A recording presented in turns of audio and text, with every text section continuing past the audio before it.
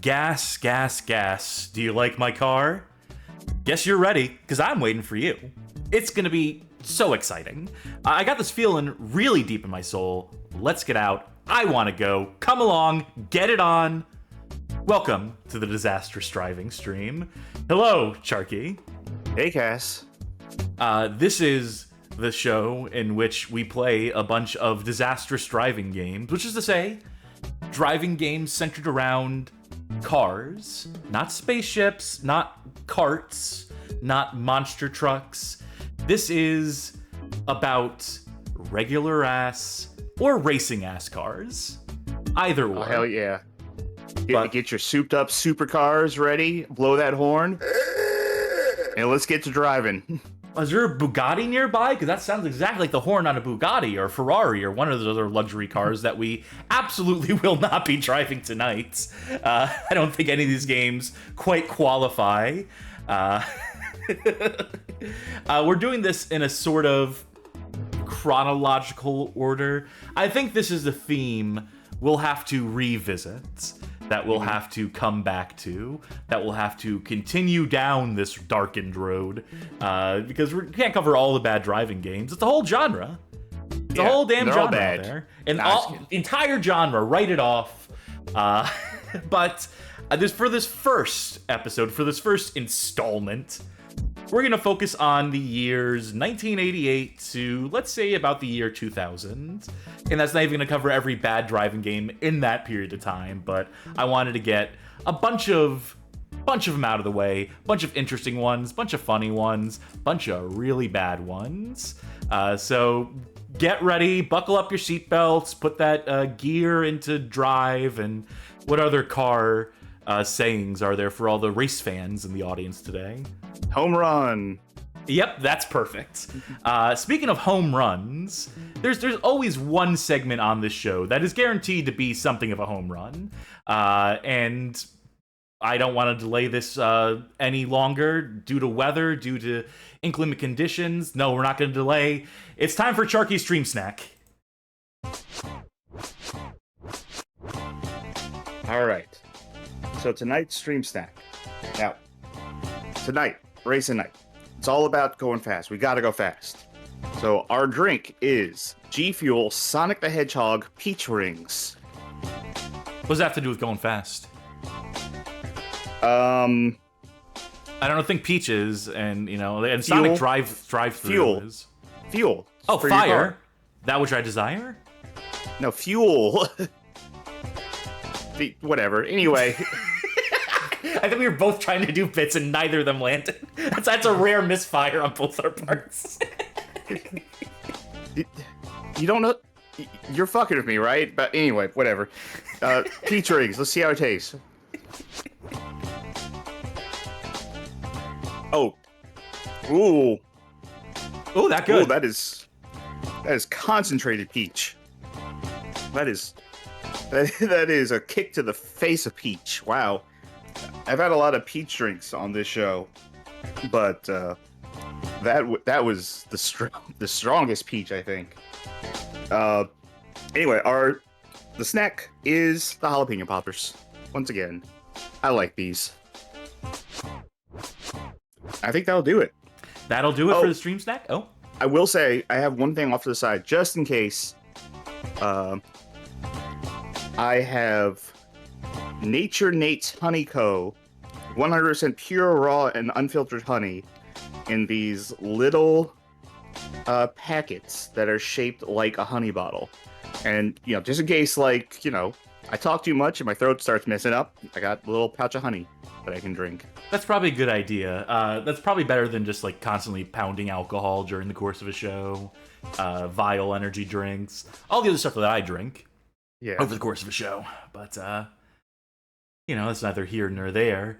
And it's certainly not where we're headed, which is, forward as cars go, or in reverse. Cars can actually go any direction they want, relatively sideways. Speaking.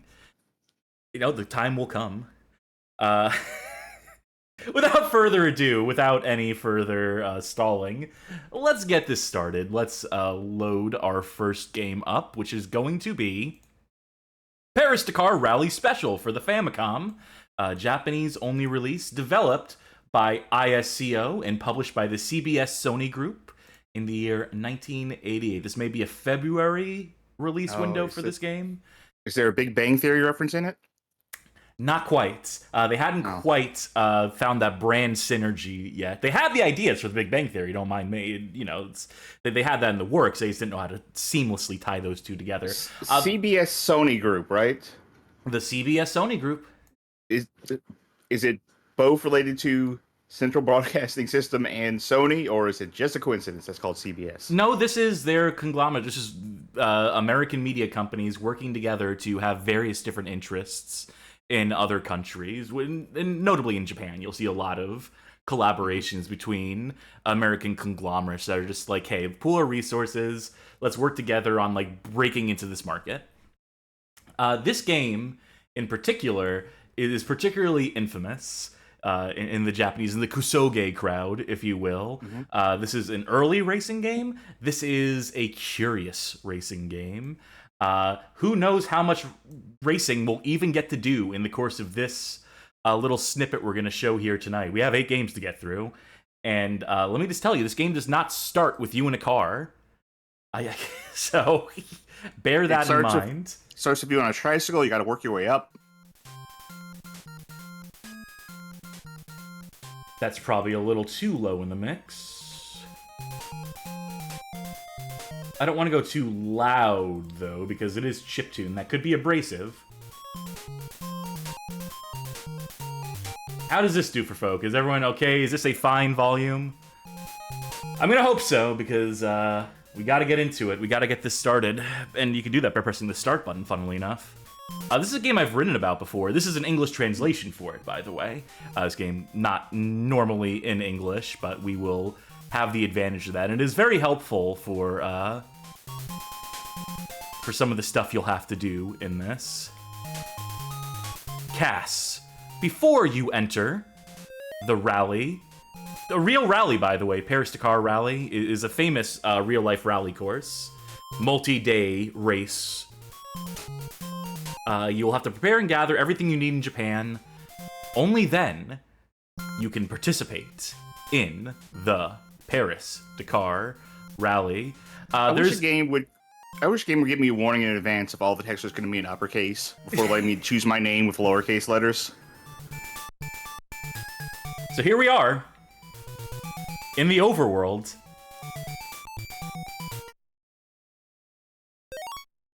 Enter as... Yeah. You need a car. The car is crucial to you. It's hard without a sponsor, or it's hard without one sponsor. Look around. Yeah, folks who are available, G Fuel, hit us up. I'm having your featuring Sonic the Hedgehog drink right now, and it's really I can tell that you love it. Great. Okay, I'm gonna bring up a Game FAQs guide for this actually, because I don't remember the sequence of events. But basically, in order to qualify for the race, for the game, for the actual game, you first need to go through all the steps that a driver would take to get sponsored and to get a vehicle. So you have to have a successful career first? You have to at least be good at self-marketing. Let's see this. Cats Commercial OFC. Paris-Dakar is a hard rally. It sure is. Could you just go to Paris to do this race with no sponsors, no car, nothing, just run on foot like this? Yeah, just compete on foot. Yeah. Okay. I'm looking at the instructions. I'm trying to remember exactly what to do, because this is like a multi-step process. There is a straight up like procedure you need to do. There is a series of events that you need to trigger. The car club can help you out. I think what you first do is just go to every building. If you are a player for the first time playing this game, just like trying to get into it, you're excited to get in your car, take on this famous rally. First, you got to qualify by doing a bunch of pseudo-RPG stuff on this overworld. This is the only time you see this overworld in the game, by the way. Once you get into the game, you never come back here. Why would you go back to Japan? You're racing from Paris to Dakar. That's true. How Okay. long is that? Go left at the intersection and take a right. This is a building called Car Mania Club. Oh, here we go. We love the rally. Well, that's good. They are a car club, so this is to be expected to a certain extent. How about a car? Cars are life. At least these guys are on brand. I hear Link Corp had some good fortune. Want a recommendation? Yes, please. You got a letter. So I looked it up. It says the distance of each stage, in the real rally, not in this game, of each stage vary from short distances up to 800 to 900 kilometers, which is 500 to 560 miles per day. Yeah. Do you have to race a real-time 500 miles in this game? No, this is a minigame collection. Oh. They are vaguely driving games. There's a part where you drive underwater. Rally. It is entertaining. Don't really know about cars, though. They love watching the rally. They don't know fucking shit about cars. We signed as your new sponsor. There we go. We have our sponsor. That's one element of the 5 we need to worry about down. There we go. Now, if you notice, like, all 5 of these questions have been consistent from place to place we go. So these are the only 5 things that are, like, really concerned for us. Okay, so that's a foreign car link.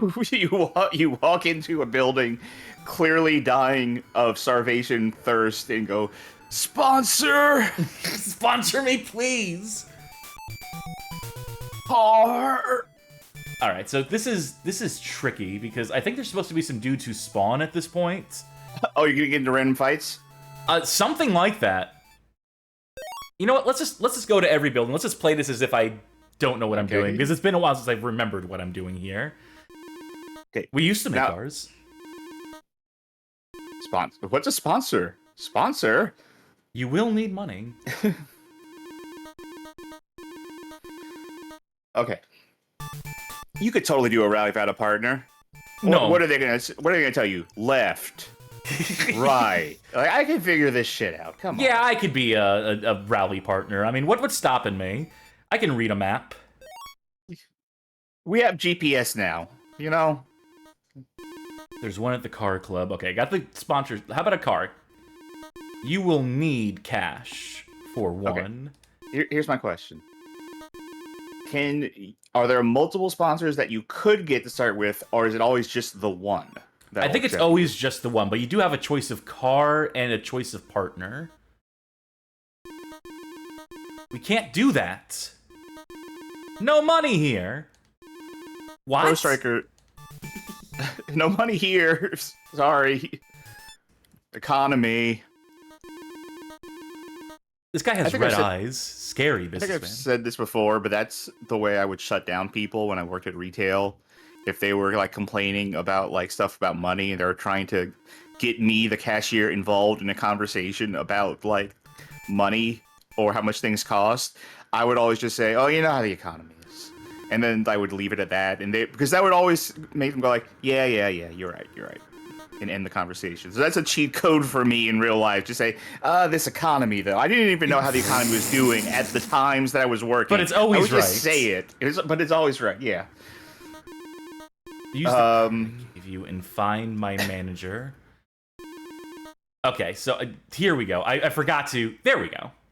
So the issue was I forgot to do the next dialogue in that guy's tree. They agreed to take us on as a sponsor, to sponsor us, but we still need to track down these businessmen in the street that have spawned and figure out which one of them has the PIN card we need, the card for the bank. That one was seems to be David Lynch from Twin Peaks. What? What? I can't hear you. I think this one with the blue shoes, maybe? It's gonna be a pain in the ass tracking him down, though. Let's get this guy here. A great sport. Four-wheel drive is the best. What? Oh, the pin. 1643. All right, there we go. You want my bank pin? Here you go. So I think this... Which one of these is the bank? Is this exciting gameplay, by the way? Oh, here you go, money. Can't take that card. What? What do you mean you can't take my card? You have the wrong card. I guess I gotta track down the last guy, or... No, he's already gone.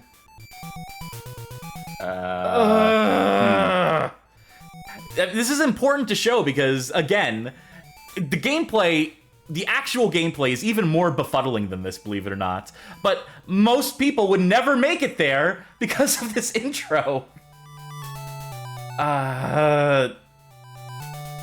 One of these buildings? Any of these buildings? Okay, I give up. We're just gonna go... We're gonna skip the opening part because I'm embarrassing myself here. I just want to start at the first race. It's gonna pick our car for us. We're missing out on the customization on the game where you train your partner or qualify for a partner, which is like this weird timing game. So there's all manner of stuff hidden in this game, and by hidden I mean that is absolutely necessary, but that you wouldn't expect in a game of this nature, I suppose. So I want to backtrack to something from the chat earlier, because it brings up a point I wanted to address. Pro Striker says, this game, no, perhaps rather, the cover showed a Mitsubishi Pajero. Mitsubishi used to dominate the car in the past. That's some good insight. Cass and I believe, know nothing about racing in real life. Only vaguely. Only, like, you know, what everyone else would know. This is the first stage, by the way. It picked the four-wheel drive for us. And that's one crash. We have a couple more of those we're allowed to have. Oh, well, there we go. That's a second. Oh. Yep, there you go. Rough race. And that'd be it. What would happen if you hit race?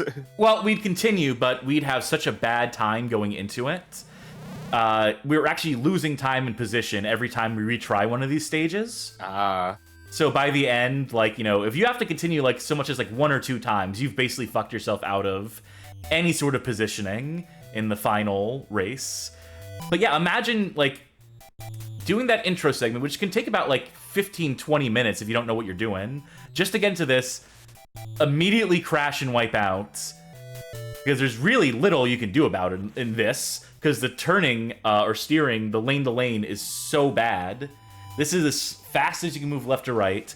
You can't account for guys behind you.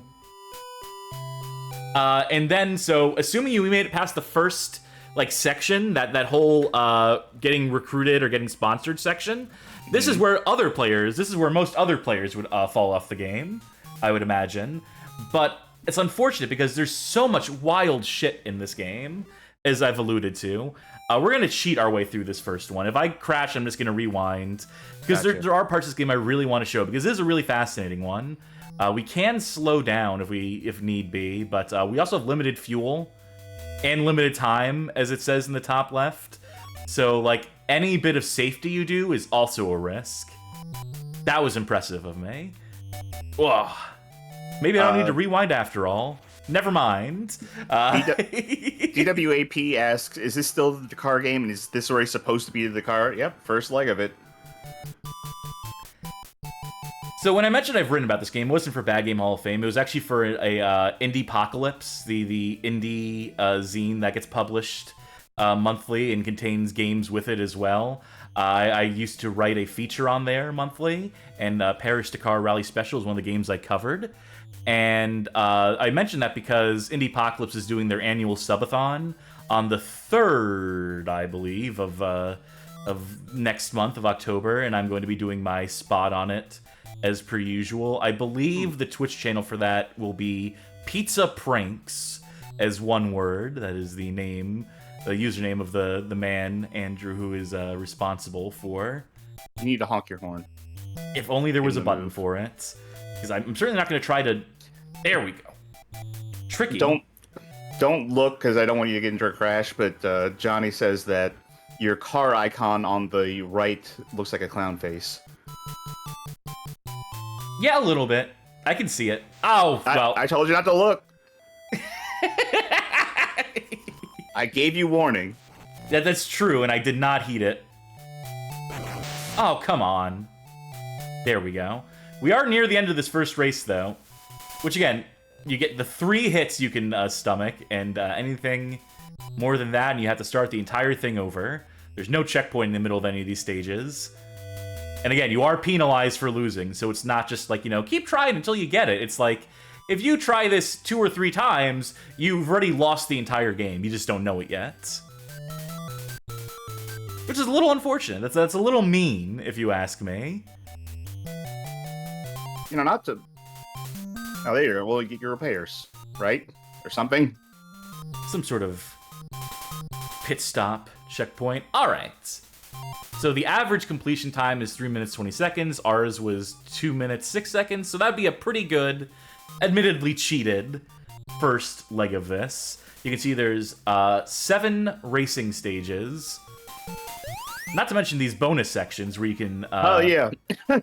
Again, a famous part of the Paris-Dakar Rally is the trampolines. Yep. You know what? Maybe I shouldn't have spoke for you earlier, because even if I don't know anything about racing, clearly you do. Yes. This is part of the Paris-Dakar race. All right, level 2. You know what? I want to believe this is how it goes. All right, this is another stage where we only have so many hits. This is also, we also have, like... Did you drop a bomb? We dropped an oil slick, I believe, which will stop like cars behind us. I feel like if you dropped an oil slick, the pit crew did a bad job when you stopped there last. There we go. I salvaged that situation. Only for that guy to turn around. Give you? Is that points or? I think you picked up a G. It might be the items here. So like when it gets used up. I don't know. This game is a mystery. It's been documented. I just don't remember all the functions and features offhand. I vaguely remember the stages. The series of events. I'm waiting for you to pick up a power pellet and start, like, wrecking the other cars. Yeah, to start crashing into them for a change. Show them what for. Yeah, so this is an interesting example, an interesting case study, and I'm just gonna not accept that. This is an interesting case study in the year is 1988, 89? 88, I think. And we don't have the technology to do, like, a proper racing game as we know it today. Like, something in 3D. Like, obviously, we weren't there yet. But really, like, we were barely there in terms of games starring cars, period, and getting that sense of speed, and getting any of those things that would become, like, you know, the essentials. Not even, like, in the 3D space, but, like, for the 2D space. I feel like we've definitely had games that had a... You know, I'm not going to say they should have just made this a plain racing game, because I think this is infinitely more interesting that it's what this is.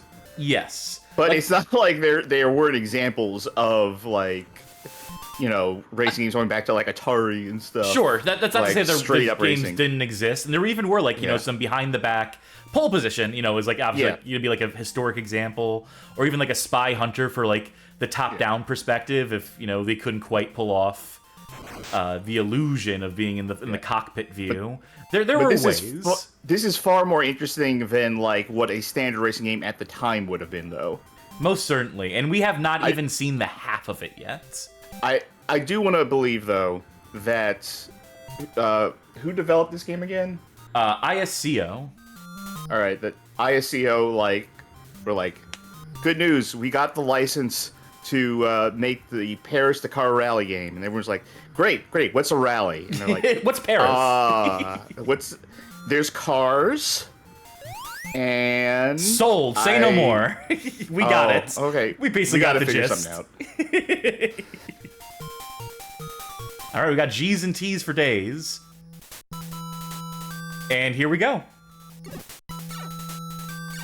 You gotta watch out for critters, because you gotta shoot them out of the way, you see? Just like in the Paris-Dakar Rally. Sorry, rats.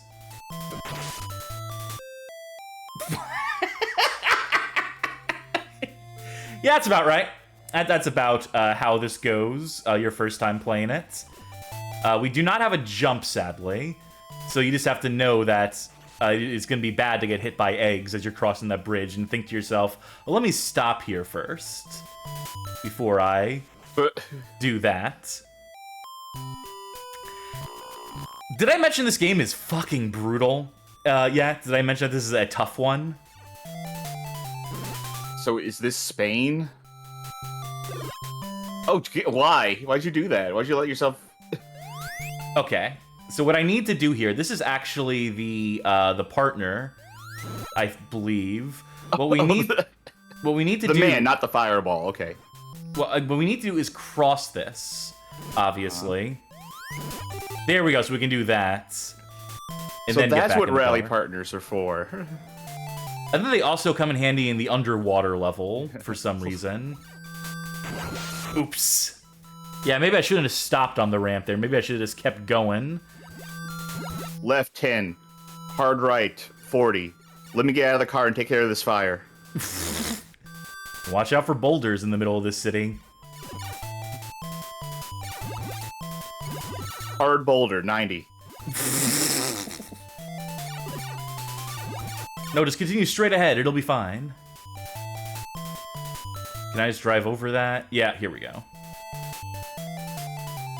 And of course, if you thought this was going to be an NES game without like a convoluted maze section with inexplicable hazards in it, what did you think you were getting into? It's the Donkey Kong portion of the Paris-Dakar rally. God, the unforgiving Donkey Kong portion. Okay, there we go. They don't give you much time or opportunity here. And we did all that just so we could lower that. Lower that wall, get back in the car. You know, what sucks is that everyone who's, and like, behind you... What sucks is that everyone who's behind you in this race is going to, like, you know, reap the benefits of your partner setting this all up. Hey, that's what it is to be a trailblazer. I mean, surely this means that you're in first, though, right? Because it's not like anyone else would have... You would assume so. Oh, God, you really need, like, a running jump. Otherwise, they do not let you. This jumping looks awful. Oh, yeah, it's not good. The momentum on it is buck fucking wild. And then the accuracy with which you need to land it is also, yeah, let's just say I'm not a fan of these on-foot sections in this game. As much texture as they may add. I'm not a fan of the on-foot sections of this racing game. It's the sentence you had to say. Oh, thank Christ. Okay. 5th time's the charm on that one. And we fucked up because I wanted to just get the stage over with, and this would be a game over. There'd be nothing you could do there if you hesitated on the bridge. No matter how far you are in the level, that'd be the end of your run. What? What? Please be a straight shot to the end. I mean, the entire level's a straight shot because it's left to right, but... As in, don't slow down and all the boulders will miss you. Yeah, that's the dream. Yeah. Good huge-ass birds, by the way. I don't know if you noticed, those birds are fucking huge. They're bigger than our car.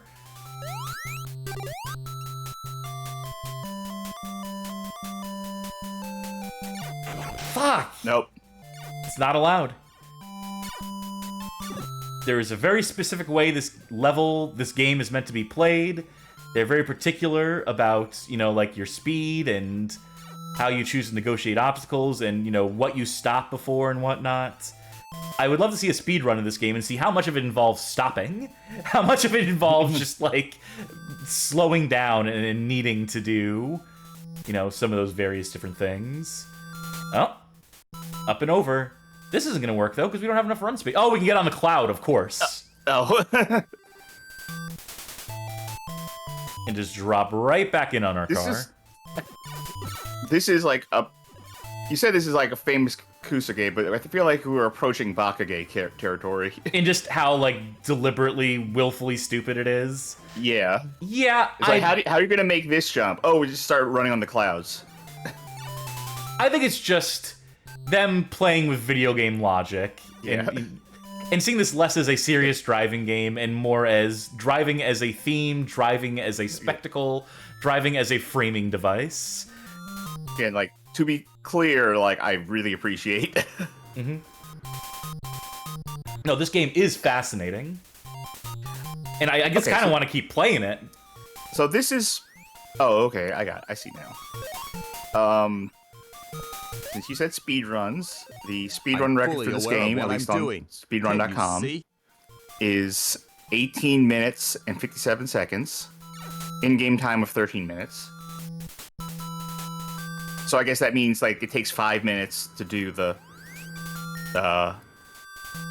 on-foot stuff. And we soft-locked. This would be a, I believe, impossible hurdle to overcome if you... Oh, I keep doing this. I need to figure out what button it is in RetroArch that makes it think I'm trying to change the color palette. Ah, God, I don't even know how to undo that. This is one thing I don't love about RetroArch, if I'm going to be honest here. Well, you do that. Yeah, while you do that, what are you going to do? I was going to finish my thought on the speedrun thing, which is that record is for the 100% glitchless. Any percent is actually like 3 minutes longer. So the glitch run takes long. I don't understand. I don't know. Oh, I see. Switch palette, I have to do plus left right as well. I get it. I see what I did. Okay. I also can't really tell too much because the rules for each category were very clearly machine translated from Japanese. Naturally. Alright, so I don't want to soft lock. I would rather continue to play the game. Yeah. Well, now we're just dead because the fish ate us.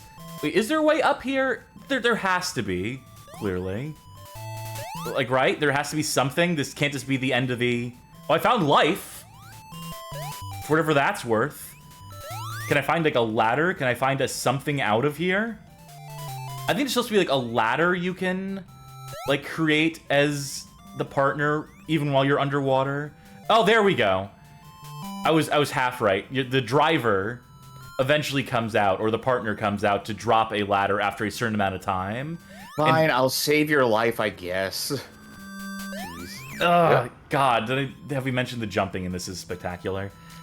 So the more qualified your partner is, the faster they realize, like, oh, no, I should probably drop a ladder or something so this guy doesn't drown underwater. We got asked for an update on the Stream Snack, or a recap on the Stream Snack. It is jalapeno poppers and G Fuel Sonic the Hedgehog peach ring flavor, which, just to try again, let's see how that tastes. Woo! Tastes like that. This is one of the shittiest levels I've ever played in anything ever. This is so miserable. This is some of the worst platforming I've ever played in a racing game. It's just...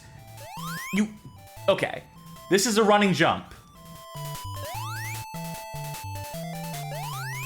Like, what are we doing here? I get that I'm underwater right now, that we're waiting on the ladder to drop, that precious time is ticking away. Help me! I can only hold my breath so long down here. My guy, come on! Now you're a Guybrush Threepwood type. You can hold your breath for 10 minutes. Just leave the ladder there. Although, oh, Mo! The fish knock you off. That's wonderful. That's great. I feel like this reflects poorly on the driver. Like, I don't think he really wants to win if he's waiting so long to give you that ladder. He's trying to bump this guy off. He doesn't love his navigator. Johnny asks, Charky, is this what Need for Speed The Run should have been? Yes. Absolutely. This is impossible.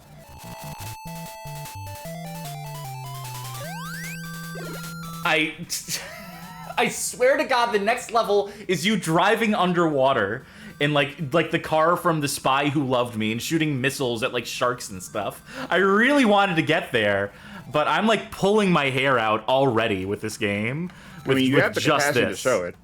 I do. I would have to type in the password, or just like cheat until this goes. Cheat until we have this progressed past. The question is, which would be faster? Oh, that is a good question. I mean, those passwords are interminably long, so... Okay, There you go. There we go. No jumping needed. Oh, there we go. Yeah, here we are. Again, just like in the Paris-Dakar Rally, which, by the way, is mostly desert. There is a PS2 Paris-Dakar Rally game by the creators of Spirit of Speed, 1937, by Broadsword Interactive. It's not good. Maybe we'll show that in one of the future episodes of this little series, because it's certainly curious and it'd be a nice companion piece to this game. Two very different takes on the Paris-Dakar Rally. One of them a complete piss take, this game, and the other one just done by...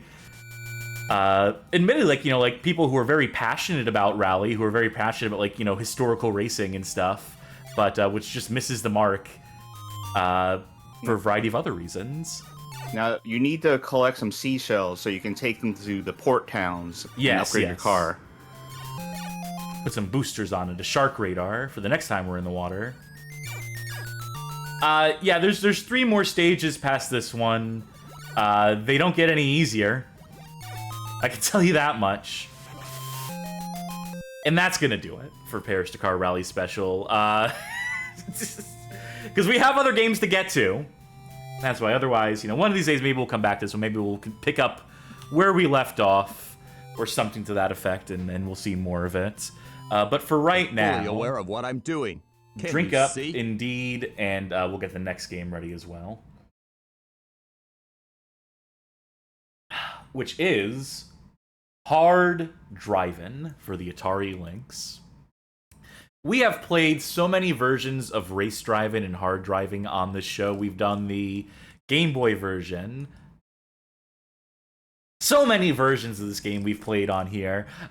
So I figured we'd add one more to the list. For those who don't know, I think we actually did play one more version of one of the driving games, whether it was hard driving or race driving, I can't remember. The point is that the original hard driving for the arcades was an Atari product that was quite revolutionary for the time. That was one of the first to really simulate driving, and I believe that was 1988 for the initial release of that, and it was an arcade sensation. Followed up by its sequel, Race Drivin' in arcades, in 1990. This Lynx game, again a version of the first game of hard driving, not race driving, releases 1991. Developed by NuFX, N-U-F-X, on behalf of Atari for their Lynx. So this is the first handheld version. I think this predates the Game Boy version, which is a very curious thing indeed. But the point I'm trying to make here is that Atari had a lot vested in the Drivin' brand, and had a lot vested in their Atari Lynx as a handheld platform. So you take what is one of your most popular IPs, product lines in the arcades, bring it to this handheld you're really trying to push. This can only go well. That's what I'm getting to here, is that there's no way this game could possibly lose. Now, I'm not super well versed in my Atari history. This was after Atari hardware and Atari software is split, right? Yeah, we are in the Atari Games era at this point. Yeah. Licensed to Tengen. Oh, so this game's not actually licensed then. It's Tengen. Shut up. I'm just Big John. John. Little John. By John Sanderson.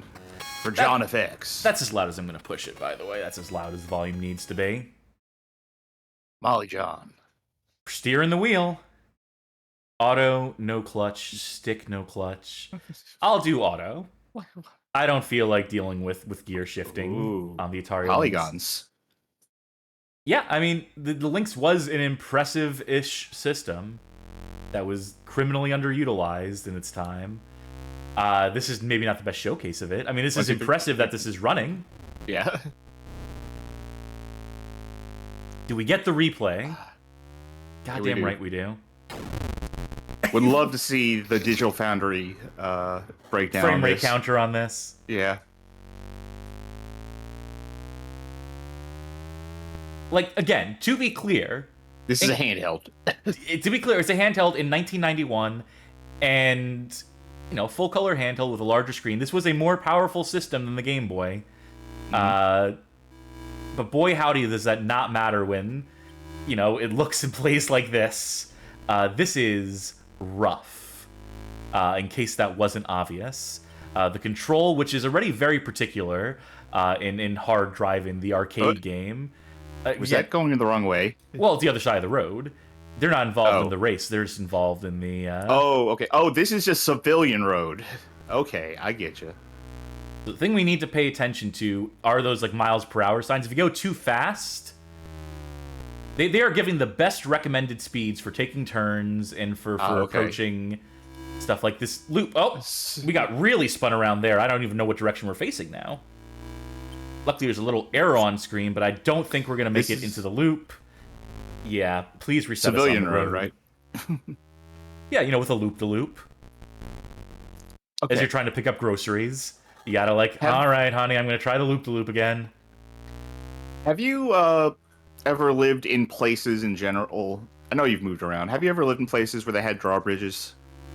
Yes. And you had to drive over them?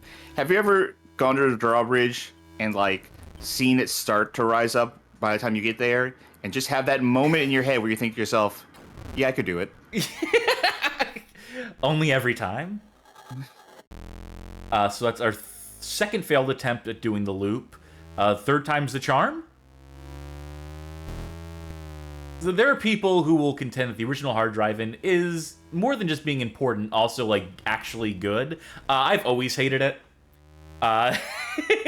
Oh, well, there's your problem right there. I see. The handling is just so fucking rough in this game, and so particular. And the feathering you have to do on the acceleration and the brakes to maintain the exact speed you're meant to is not my idea of a fun time in a driving game. But I guess that is advanced technique to a certain extent. Let's take that again. How many buttons did a LYNX have? Let's count them. Not counting the D-pad or anything. I mean 2.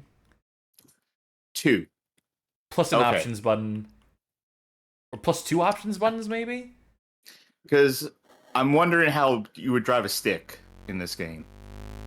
Probably up and down on the D-pad to shift gears. Oh, for fuck's sake. Can't get away with anything. We can't even pass these cars. Okay. I'm admittedly not a car person. I don't necessarily like driving or the act of driving or anything like that. So from my perspective, I cannot imagine being someone who wants to play a video game and going yeah, I'd like to use the stick shift. It does give you more control. If you are an advanced racing game player, that stick shift is absolutely necessary, because instead of feathering the brakes or whatever, which is ultimately losing you a lot of speed, a lot of traction, it is advantageous. Just never go off road in this game because you don't have enough field of view to know how to get back on the road. What you want to do instead of slowing down as you approach corners is shift gears as you approach corners, right? So you know what the cap is on the speed. You know that, okay, this gear, the fastest I can go at this gear is 40. So if I'm approaching this at 80 miles per hour and I need to make sure I am at the right speed, I'll just downshift the gear.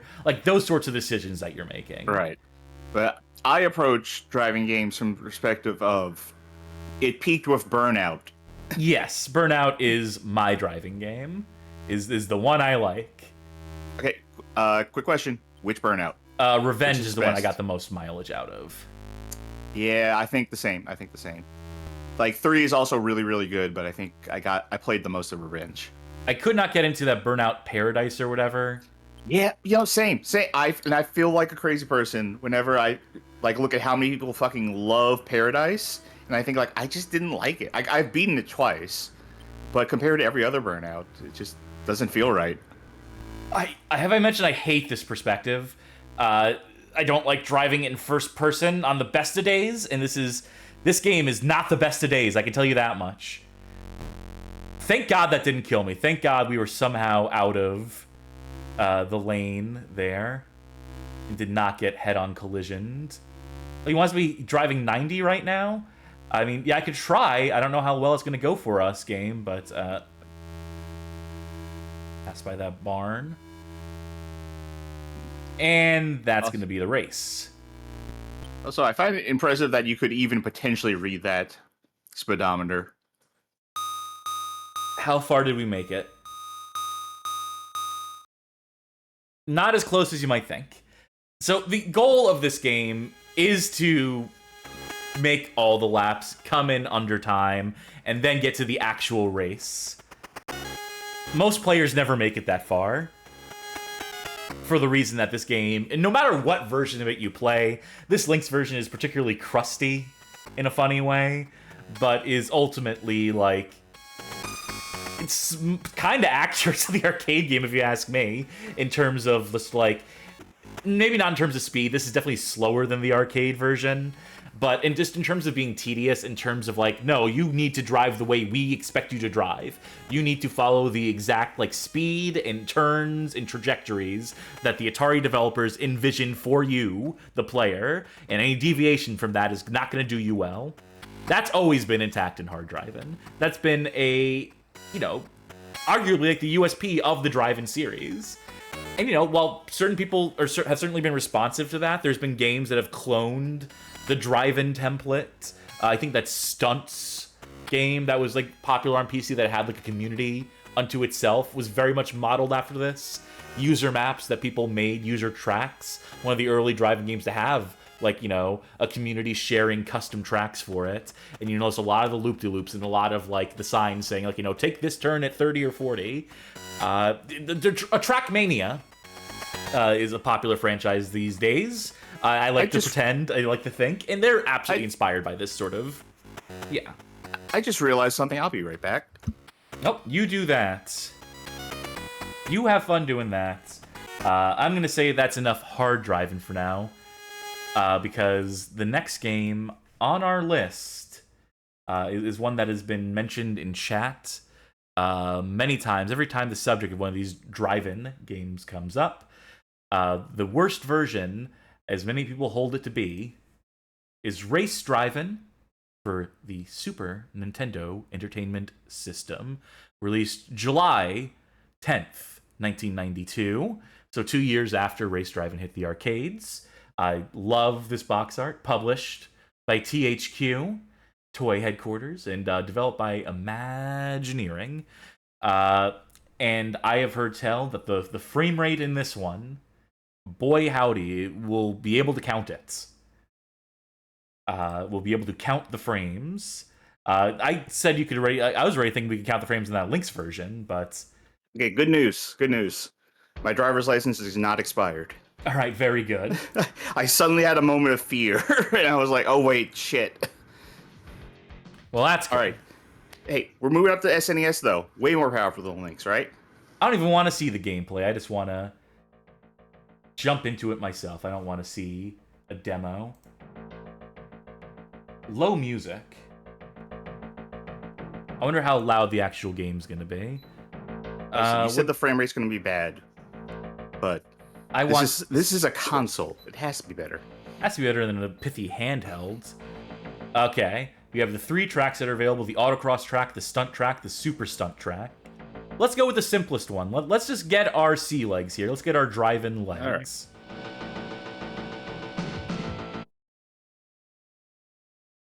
All right, press start. Oh boy. Okay, so this is slightly better than the LYNX version. Yeah, like I said, much more powerful hardware. Still not great. Still not ideal. You can see all the, like, the heads-up display elements moving. Mostly fine. You see there's sprite animations, and, you know, you can sort of get away with that. It's not, like, you know, really raw processing power. But the fact that it's out of sync with, or it moves, like, so much smoother than the game does, definitely has, like, a dissonant effect. You know what this is simulating? Have you ever heard like people while they're driving tired, they have that moment of micro sleep where they just like kind of fade out for just like a split second and then kind of come back to awareness? Yes. This is if you are having that once every second. That's what this is simulating. Complete with ghost cars on the road. They can just drive right through. This happens to me when I microsleep behind the wheel. See, I don't microsleep behind the wheel. I used to, actually. I don't anymore mercifully, otherwise I would probably stop fucking driving. But there was a time where...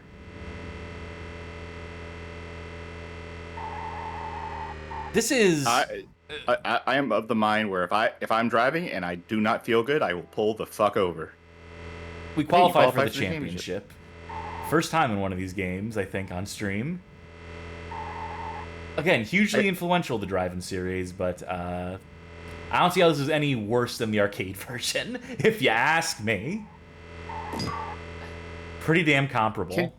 Can you crash into things, or is everything intangible?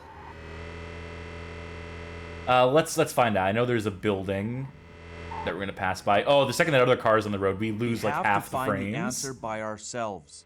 The car lover redeemed to say something nice, which, you know, is fair. It's important. These games are important in terms of their simulation. I was about to say, you're the car lover. You say something nice. All right, let's crash it. You have 1 second to crash. Oh, yep. You can crash. Instant replay. Oh, that's getting demonetized on YouTube. Well, we wanted to crash it anyway because we want to do the championship. Now we've qualified. Now we get to the real race. This is what it was all for. Press start. I like how the cars are real in your rear view mirror, but turn to ghosts when they go in front of you. I understand why. I just like it. Oh. Whoa. Sick tricks. Yeah, this isn't even the stunt course. Hot damn. All right, where's our competition? Eating our dust still, despite that? I'm Hitful says, what a nightmare dashboard on this car. Perfectly boxy dashboard.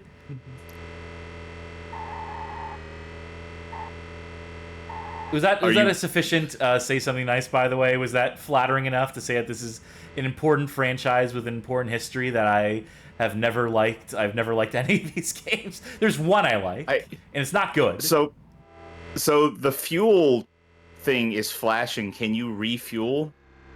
No. All right, so we won the race, I think. Yes. No, 55. The champion is Phantom Photon. No more. New champion is bad. All right, let's see. That was the easiest course. That was the simplest this game has to offer. We have Stunt Track and Super Stunt Track. The Stunt Track looks even more dangerous than the Super Stunt Track. I like that Sammy Hagar song, I Can't Drive 55. It's the song about a really safe driver who doesn't want to push it too far. Doing 40 on the highway. It's for everyone's safety. Got a few more frames here. Let's see if we can actually pull off a loop-de-loop, which I think this stage has several of. Oh, one of these canted roads. Oh, it's like there goes the frame rate. And you know what? It gave me plenty of time to get my alignment right on that. So it was nice of them. It was a courtesy.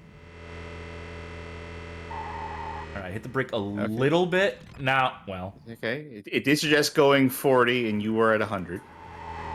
Yeah. 60 will be too fast. Let's slow down even more as we get up on this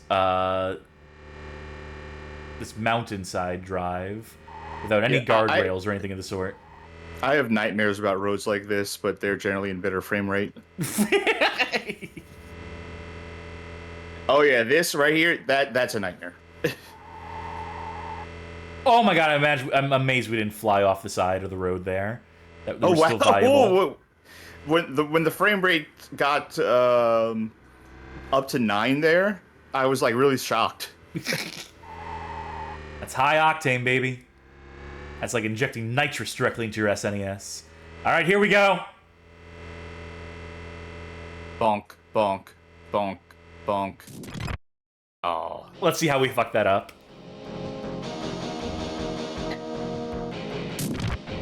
Okay, well, sure. It seems like you just kind of fell through it. So it's not actually a loop-de-loop. It's gonna pop into view here, but there's actually a gap at the top of it. So there's a loop-de-loop and a you see that? Oh, okay. I noticed that, but I thought that was just like rendering error. Yeah. No, not quite. That is deliberate. Oh Jesus! Fuck that. How'd you do that? Because the handling is so wonderful. That's how. Oh boy. What is this? Oh fuck! No, thank you. What? Oh! And that's another nightmare. I don't even think we landed on the ground that time. I think it's just like, no, just kill him in the air. No, maybe we did land on the ground. Okay, I'm beginning to understand a little more how this game lives up to its reputation as being a particularly dire conversion, which is to say that when you start losing frames in a moment like this, and there's no way to gain control over that situation again. I'm not even beginning to understand how you're supposed to drive through this thing. Made more sense in the arcade version, maybe. In the meantime, I'm just gonna keep... Yeah, no, it's... What is this? Okay, first of all, I don't even think I know what this shape is. Alright, I stopped. I came to a complete fucking stop here. We're gonna hit this at low speed and see if that does anything for us. No, we keep falling over the side. And I can't tell if that's because we're stalling out, or... Is this good? Is that good? Was what we did the right thing to do? We passed it. We're passing, that's all that matters. No more FPS. This is MC Escher's Midnight Club. Hey, what fucked up shape is this? Oh. I'm amazed we actually were allowed to do that at top speed. Oh, jeez. Oh, man. How come that one's not a ghost? Well, that one's a incoming traffic. That person is not involved with the race. They're not an ethereal being. They're just someone trying to get to work, trying to drop off a load. They're playing... They're not looking forward to the loop-de-loops. Did you qualify already? I did, so now we just have the road to ourselves for the next 50 seconds or so. Which means I'm just gonna let it, Oh? Accidentally skip the replay. Is there a way to skip and just say, like, alright, take me to the race. I'm good. I've had my fill. I don't need to keep driving circles around. I just want to have my opponent. I just want to have the race. I don't feel like race driving anymore. I'm done.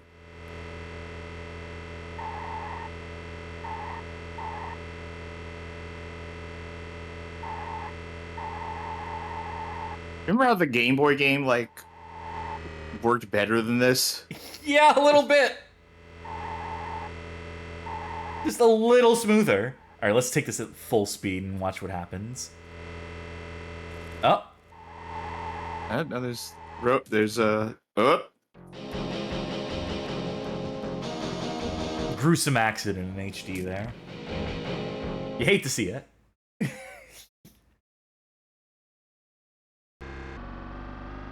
And just drive right off the side. Looks like them Duke boys got in a heap of trouble again. And let's do the championship now, why don't we? So I don't know, someone could probably get really into mastering the tracks here in the arcade version and a better version of this. And maybe even on this SNES version. Someone might have still been impressed by this visually, just been like, wow, real 3D, just like in the movies. And just, you know, we were all sort of blind to frame rate back then, but even that being said, I do think this is particularly egregious in terms of frame rate, even for the time. Even at their slowest running, even with the most, like, visual corruption on screen and sprite limits and you know, this, like, slow down, It's rare you saw a game perform this badly in this era, in this console generation. Fuck that. And that directly affects the controls, which are dire. I feel like this is perhaps the worst I've seen, but I feel like pretty much any game on Super Nintendo that was like, yeah, we can do 3D, like, did so at their own cost peril of being playable. Yeah.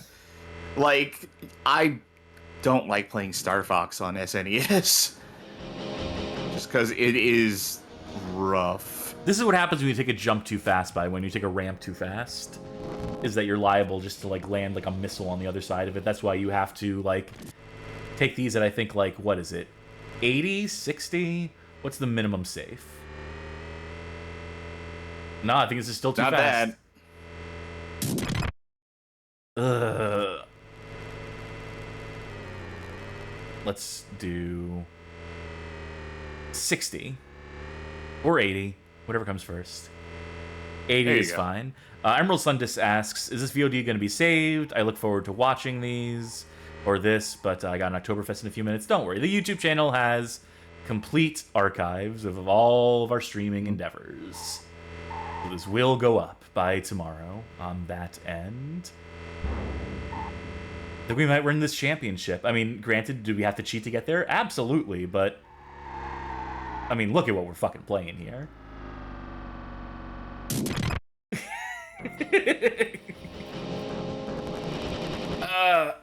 But I want to win. Even if it doesn't feel real, even if I know I didn't earn this.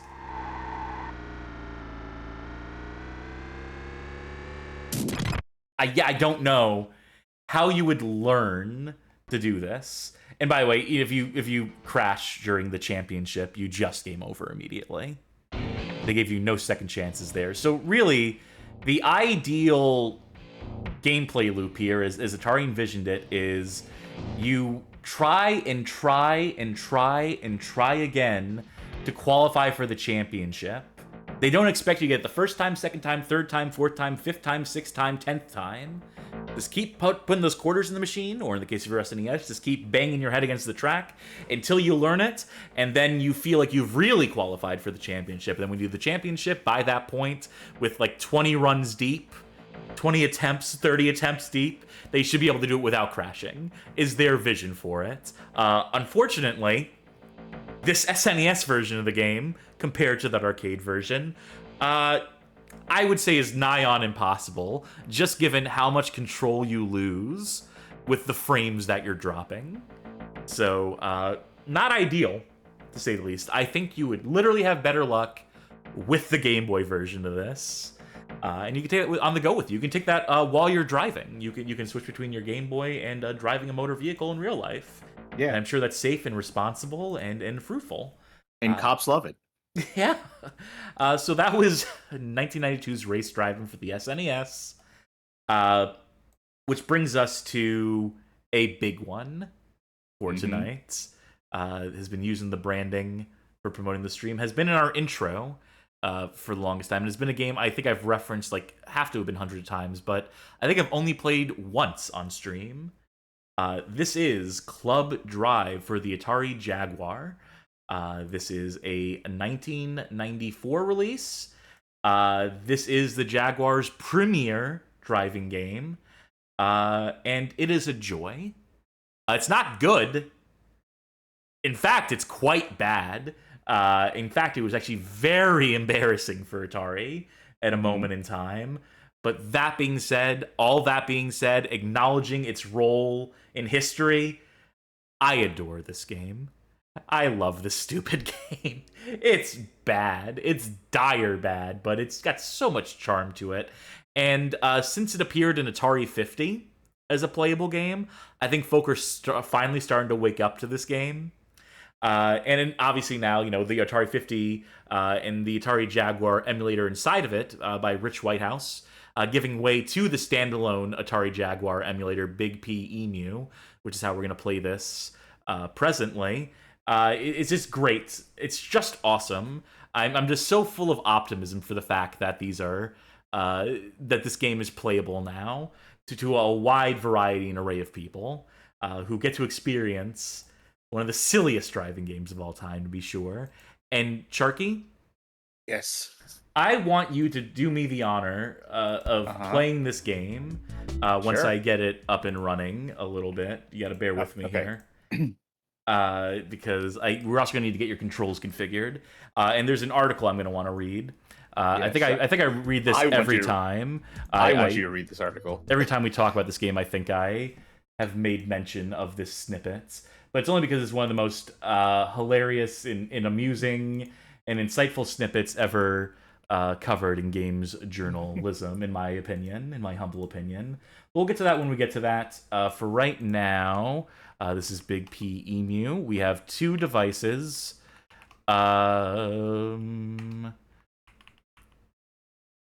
Setting count above 2. I want to. This isn't quite as nice as a how you say a RetroArch in terms of like being able to say like like now player number 2 should be player number 1 or what have you. But what can you do? Just do me a favor. Press pad up. Yeah, I think this is mostly set. Yeah, should be fine. Mostly fine. I think this is just like, I don't think I need to worry about the numpad buttons for this one. No, I do when I do my part. Do me a favor, try pressing like a start as we sit back and watch that incredible screen. Do you have control? Yeah. Awesome. Right. So if you have control over the menus, I think we're good. Yep. So we got... Okay, so this is a bad menu, just for starters. Okay. Yes. Stay on that. Press left and right. The game modes include 1-player collect, or press fire to select a new game mode. Collect 1 player. Wait, no, this brings you into the options. Yeah. Oh, okay. I'm trying to figure out where left and right...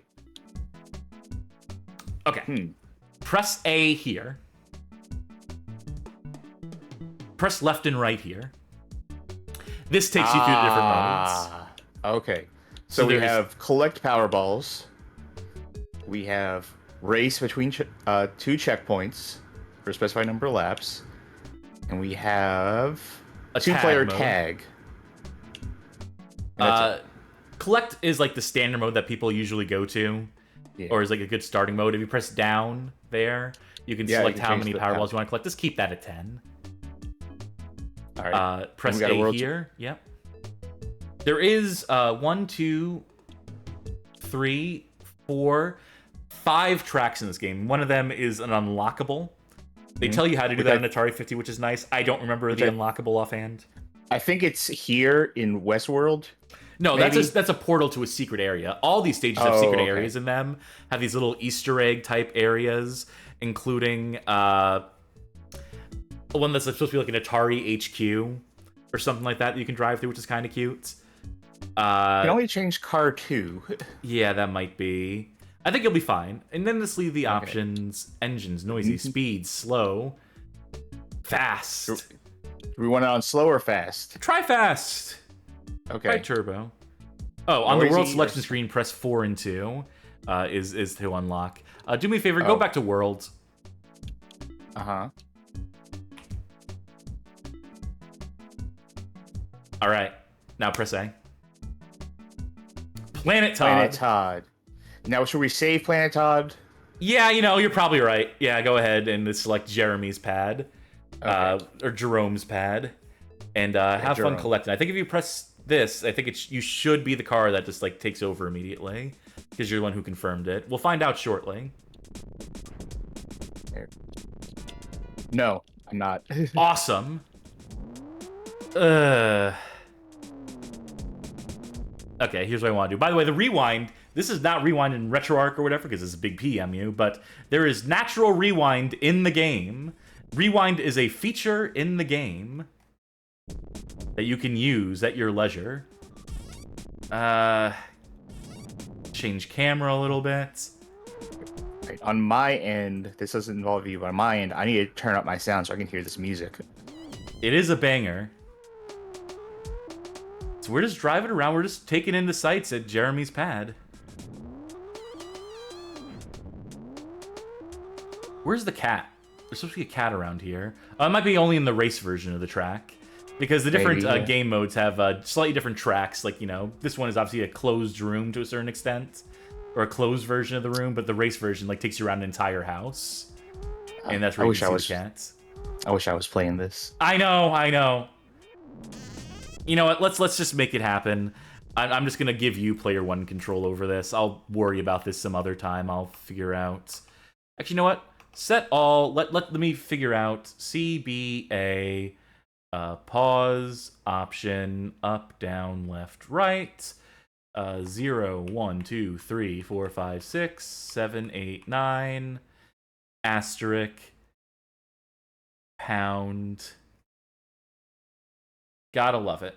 Okay, that's me set. Okay. No! Let me out of this fucking... God damn it. I pressed one wrong button and now it's like completely fucked again. I don't love this interface, Rich. I'm going to be honest with you. I kind of hate this interface. As much effort as you put into it and into the fun particle effects and stuff, when one wrong move sends you down like this shitty primrose path where everything goes wrong, it's not ideal. 0, 1, 2, 3, 4, 5, 6, 7, 8, 9... Please, yes. Now just let me go backwards. Just let me go backwards in the menu. Thank you. All right. Device type, set bindings, reset all. Reset all. I don't know. Give me C, okay. B, A. Yeah, Okay. this is the joys of the Jaguar controller. Left, right. Nope, don't worry, I can't do that in... Press escape. If you let's set a trigger as well. You know, let's just press escape. And hopefully this is enough. Hopefully this will get us there. Hopefully you can take control over this. Let me try different buttons. Try any button. Nope. Hey, Rich, fix this shit. And now I've completely lost menu control too. Yeah, this sucks. Just set everything back to default and you play, unfortunately. No, there's two-player mode in this I wanted to play.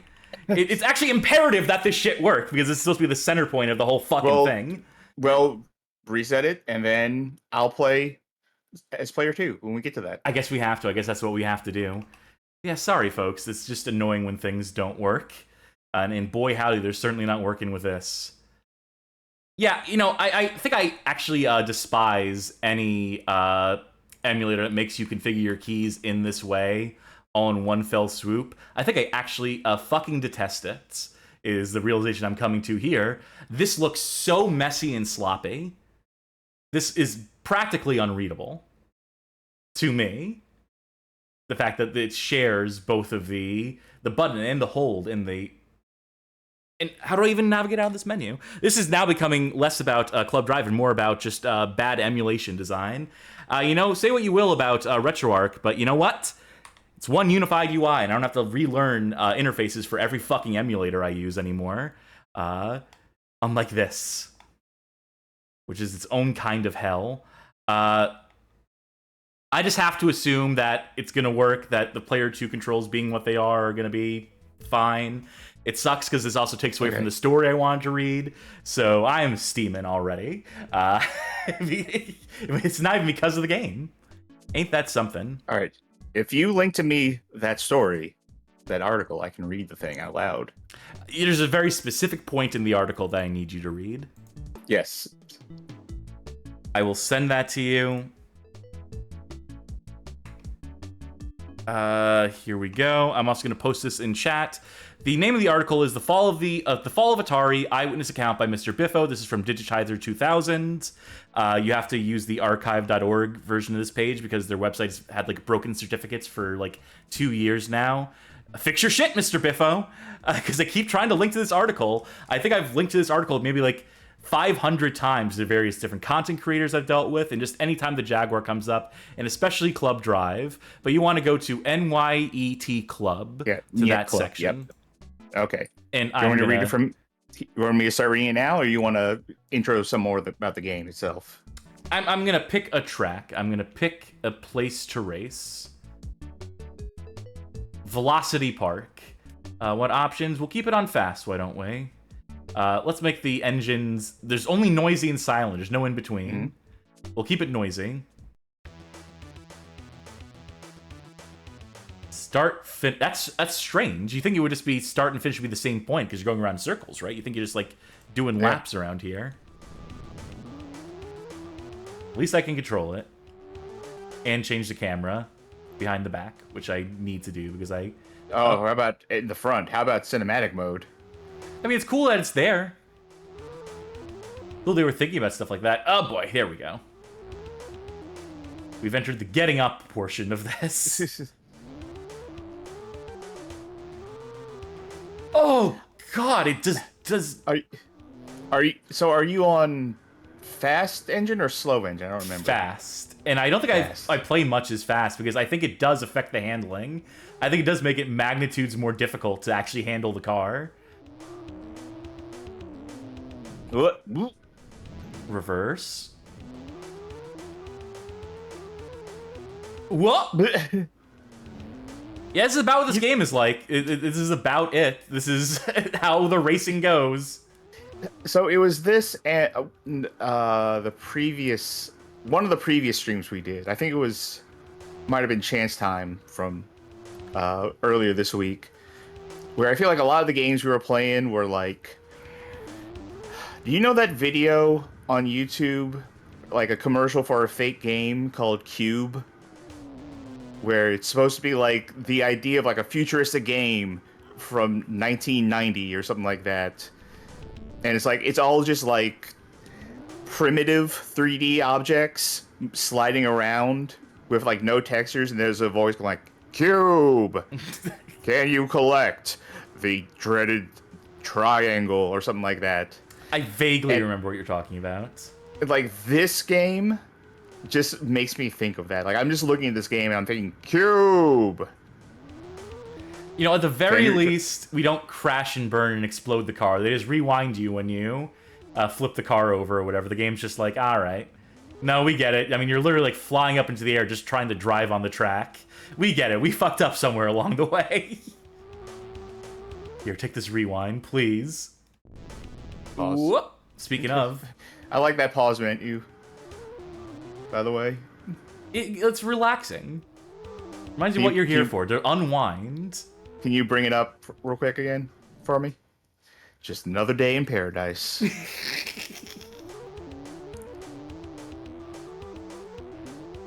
Oh, did I get turned around? You can't tell. I think because so. I think you did. You can't tell because there's no wrong way because I don't know if the game sort of gave itself away at a certain point, but these Just are keep not rewinding. Yeah, these are not tracks in the sense that, or at least in the game's logic, these are not tracks in the sense that they're marking like, you know, all right, you've passed this point, this threshold here, this checkpoint. By the game's logic, these are just open worlds. Pizza guy.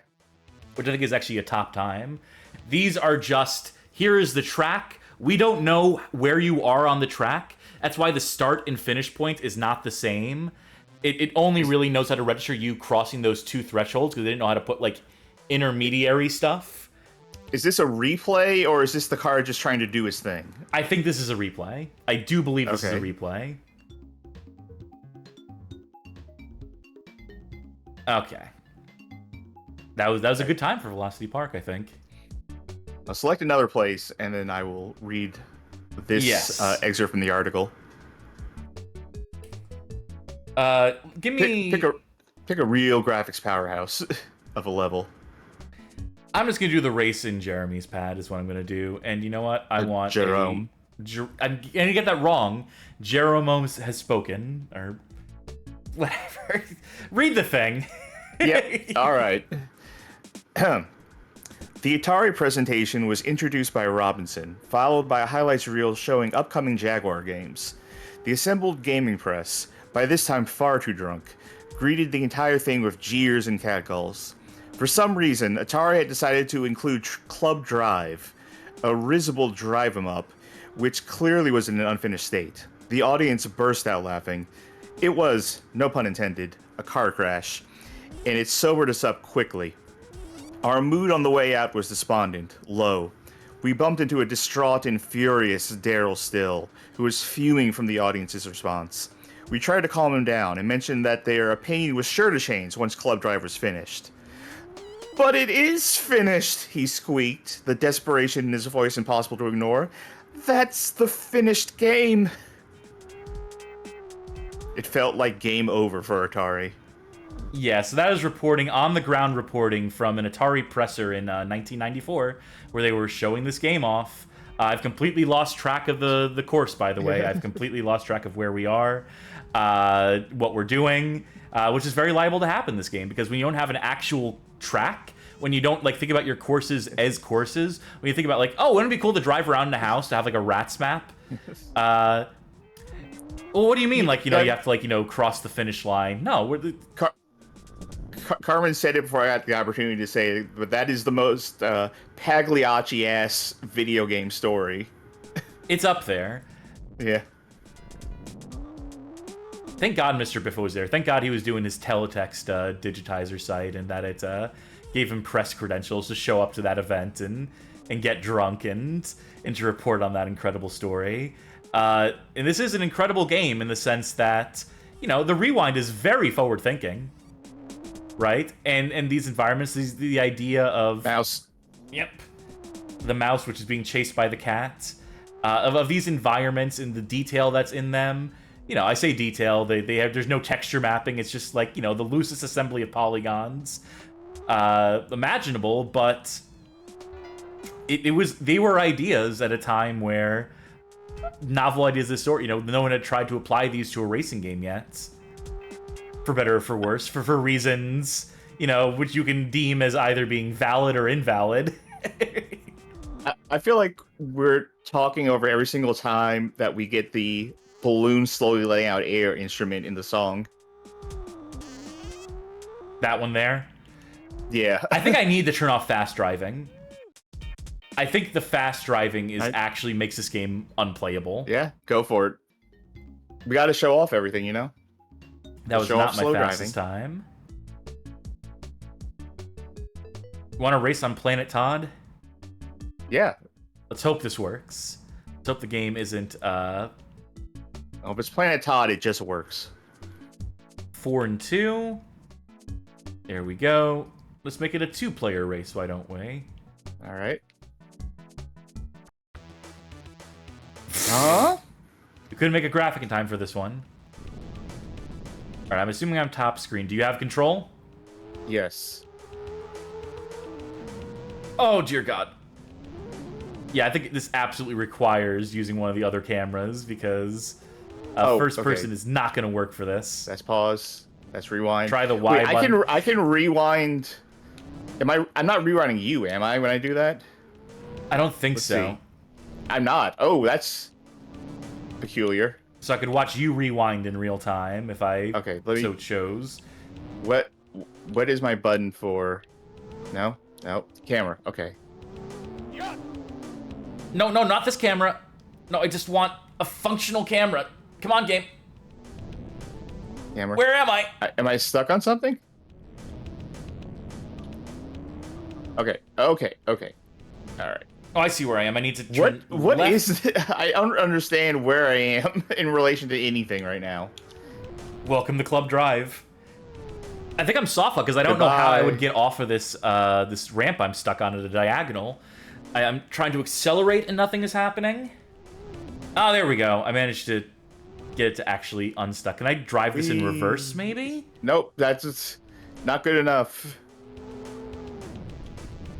And yeah, you can drive in reverse. No, I just mean in the particular predicament that I'm in. Oh fuck. Because this level, in case you haven't gathered, is all abstract geometry. Yeah, this is probably not the best one for us to do for the multiplayer one. Or maybe it's the best one to do for the multiplayer one because, oh my god, I don't have enough speed to fucking... Yeah, that's the predicament I'm in right now. I don't have enough speed to do the stuff. Well, that's a wall. Like, this is the most stunt coursey of the stunt courses in this game, of like, you know, the ones that are meant to be like the challenges, driving in non-traditional ways. You know, not like a real road, but like, you know, this ridiculous series of ramps and and challenges we've set up. This is... Thank God for the Okay, rewind function, though, because it's so fun watching the replays of your car flipping out. That's why we use a shot of that in the intro. Wall. Wall. Okay. Ramp. I don't have enough speed. Neither do I. Oh, we're in the same spot. Oh, you're driving over me? Or you're driving in a different direction than I am? Yeah, I don't know where the fuck I'm going. Alright. Here. And then forward. And then... I think you might be going the right way. I might be going the wrong way. There's no way to get enough speed for that. I don't... People are asking if this is abstract art. Yes. Yes, it is. Okay. Alright. I'm gonna go this way. God, it's right up my ass. Okay, come on. Move. Don't move. Okay. And back. And forward. And... Alright. And... No, hit a wall, lost all my speed. Yeah, I just cannot make my way up this thing, which leads me to believe I'm going the wrong way. But I don't know where I thought I was gotten going the turned wrong around. way. Okay. So maybe you're beginning to see why this probably shouldn't have been the Jaguars' premier driving game. They maybe should have... Well, this is a secret level, is the thing. What camera angle is this now? It's under the car in case you need to check what's wrong with your car at that point. Check the pipes and whatnot. I would like to do a race on any level other than this one. Yeah, I think that's fair. All right, let's reset the console, lose everything. I still love this intro. Jordan Game says Charkie went past the finish line first. They won. I'll believe it. I'll choose to believe that. Okay, let's do 2-player race. Mm-hmm. 2 laps is basically 1 lap. It means you go past the start line twice because of the way that they measure laps, which is making it halfway around the course. Have I mentioned this game is badly thought out for the most parts? Which is why I love it, mind you, but doesn't make for the most playable thing. Do you want a different colored car? Is there a purple? No. No. Blue's I'll take a blue. All right. Let's drive around San Francisco. There it is. Oh, this is the parking lot level, yeah. Yeah. Oh, we got to show off actual San Francisco then at some point. Briefly, before we wrap this up. Sure.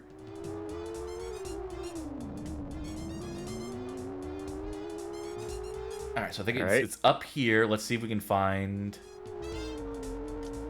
So, all right, that's the halfway mark. Okay, I guess I passed it. Now go back down.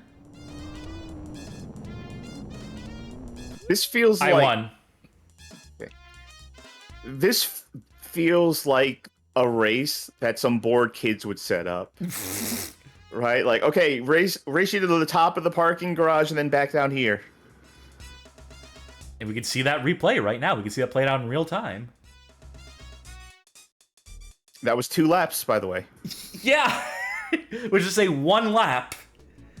But again, just the way they measure. If we did 3 laps, you'd have to go from start to that one upstairs, back downstairs, then back upstairs again, where the race would end.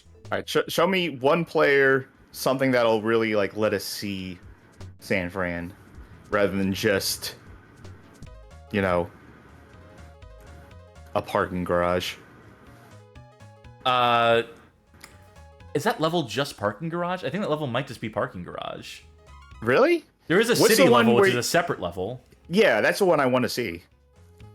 Well, let's do a race in Velocity Park, I guess. This feels wrong, yeah, because there is a city that isn't Velocity Park. What is? Maybe it's just not race mode. Maybe. Yeah, that's what I think. I think it's not race mode. But then the Powerballs, I think, is different. Okay, let's try it. I think this is just going to be the... No, this is just the parking garage. Okay. Fell Temp Rip Ratio says, SF is the city if you do a 1-player race. The way they limit how you can engage with the game is wild. Let's reset it again because I didn't want to. Oh god damn it! I was trying to mash my way through. I do. I mean, it's very singular. There's no game like this. There is no other racing game that is quite as audacious as this is. Even if I have to restart the console every few seconds just to... Okay. Racing, 1 player, world, San Francisco. Give me the white car. Yeah, why didn't they let us do... Why was the race... I guess this is too big an environment. I guess it's too hot an environment for more than 1 player. Yeah, that's my assumption.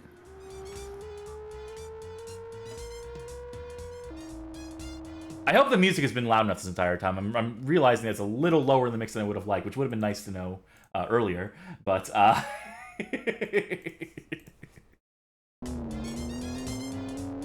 okay. This is the Golden Gate Bridge. I don't know if you recognize it or not. In your world travels.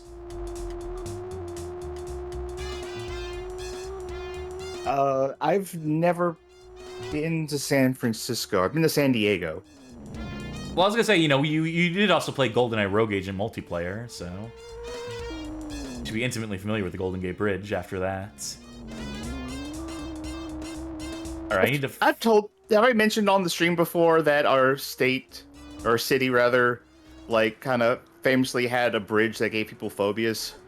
Yes, I believe that came up last episode, as a matter of fact. Because I remember you saying that recently.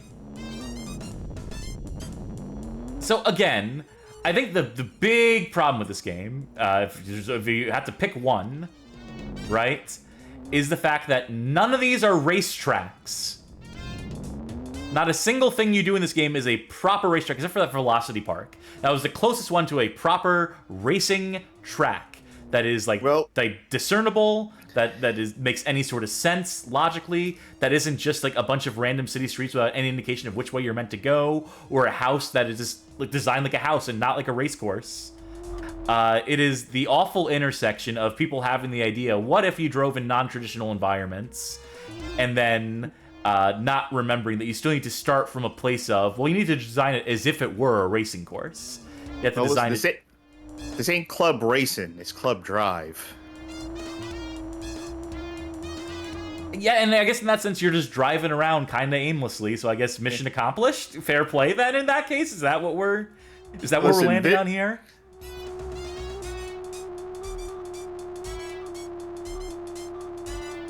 So, whatever you were saying did not come through. To be clear. Yeah, I stopped talking because I saw my internet cutting out.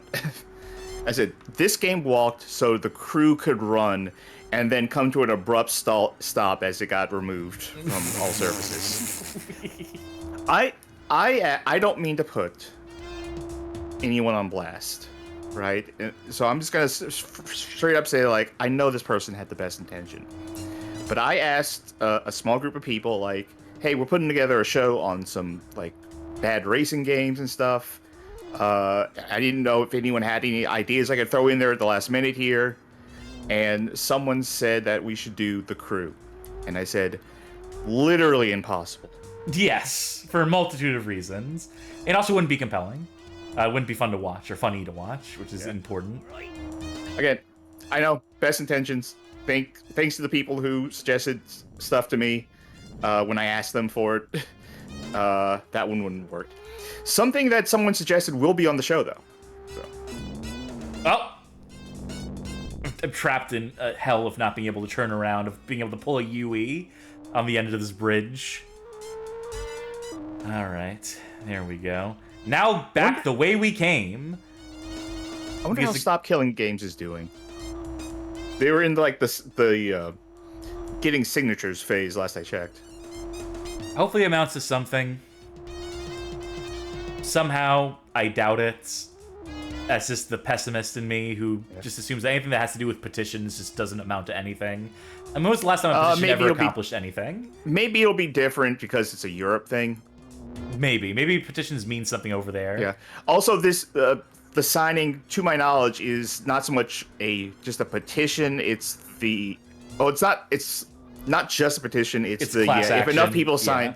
yeah. If enough people sign this, it has to be addressed, kind of thing. I guess we had that in America too, but like this would not pass in America. No, would not cut the mustard. By the way, you said this is on the Atari 50 collection, right? It is, yeah. If you have Atari 50, you can just play this game in that game. So I heard recently that there's like a DLC for more stuff that just came out for that Atari 50? program. Yeah, the wider world of Atari. It says 19 new. I just had to look it up. 19 new games, new timeline of 8 new video segments. That's good. I'm glad they're continuing to expand that thing. It is a good little collection, especially if you're historically intrigued by Atari. Granted, it's maybe not the most unbiased look you'll get at Atari. Like, I'm at the point where I no longer want to see former Atari executives interviewed or taken seriously about anything they say, because they've so poisoned the well about discussions about Atari. I know what you're going to say. Yep. Bad news, the DLC includes Al Alcorn's story on the creation of Breakout. So there's more interviews for you. It's fine, like, on a per-game basis. I just never want to hear any of these motherfuckers tell me about why Atari went out of business ever again, because these motherfuckers have been lying for decades. And pretending to be experts on the state of the company that they killed, anything about the video game crash, I just it's like Doki Doki Pan to me, where it's just like blah blah blah. I'm gonna stop listening because anything you're about to say is bullshit. Well, in Japan they called the video game crash nothing. No, they had a word for it. You know what they called it? Really? They called it Atari shock, because the entire video game crash was just Atari crashing. No one else was fucking affected in any way. That's where my joke was nothing. They called it nothing. But. Yeah, but the problem is, unfortunately, that you touched on a real bit of history, which is that they're just like, well, that Atari company sure failed. Hey, good thing we're still doing fine. Good thing we're still doing okay as far as video games are concerned. Oh, what's that? We're gonna completely revolutionize the market now? Okay, sure. Also, there's apparently another Atari 50 DLC coming out later on too, called it's DLC 2, The First Console War. Is that going to be between Intellivision and ColecoVision? And Car Lover saying, wait, know. was it unironically referred to as that? Yes, it was called Atari Shock. The video game crash as we know it, which, by the way, this is something we've talked about on stream before, that the historian in me, the writer in me, and I may be working on a video with a bigger YouTube channel to properly address the fact that everything you've ever heard about the video game crash of 1983 is complete fucking bullshit from liars, from con artists, especially the people who worked at Atari when it went under. It's a whole thing. And this is, of course, the Atari of the 83 that we're talking about, the Atari of the late 70s, early 80s, and the whole fiasco around that. But that's, again, subject for a different time. That's enough Club Drive. I was hoping to get into more Club Drive, but the controls frustrated me in terms of getting them bound properly. But anyway, if you have Atari 50, you have access to this game. If you have, the Big P MU and a collection of Atari Jaguar games on hand, you owe it to yourself to try this one. It is definitely the game that symbolizes the Jaguar to me. It is definitely a game that is emblematic of it. That when I think Jaguar, this is always the first thing I think of. And it's not good, but it's charming. And if I'm mad at it, I'm not mad at it, I'm actually mad at the emulator, because I don't have it in me to get mad at this game for what this game is. So my frustrations entirely arise from imperfect emulation stuff. But get 2 players on this. Have yourself a grand old time. We still have more games to get to tonight, but I'm glad we got to this one. I'm glad any excuse we have to play this on the show. I think one of these days we need to go through every course in every game mode. Just do a full-on Club Drive night, where we cover that game from beginning to end as much as is possible. And that will include the 2-player mode, so we'll really have to figure out shit before then, right? We'll really have to get these ducks in a row. But for now, we move on to our next game, which is one that I've been waiting to show. We did 2 driving games today. We did a hard driving for LYNX, we did race driving for SNES. Now it is time for the final driving game. Race Drivin' a Go-Go for the PlayStation. This was released in the year 1996. Specifically, was released in January, February, March, April, May, June 28th, 1996. Developed and published, according to my launch box here, by Time Warner Interactive. This game is a trip. I have played through this. I've unlocked all the stuff you can unlock in this game. So this will be... We're not going to be able to show everything in the game because it's, a number of courses, a number of vehicles, but I will configure some fun stuff for us to play. I think there may have been a Saturn version of this as well, possibly. I can't remember. Let's just get into it. Let's just enjoy ourselves with some the pinnacle of the Drivin series, the final form of it. This is it at its peak, fully evolved. This is what Atari wanted.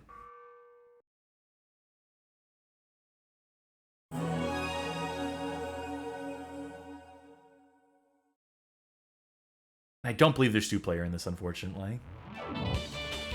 Konnichiwa, minasan. Kono race driving go-go wa tamoshi kurama game nandayo. Dakedo... I can't read the yellow font in front of the white stuff there. Futsuno game tewa... well, that's as much as that as I'm going to be able to read.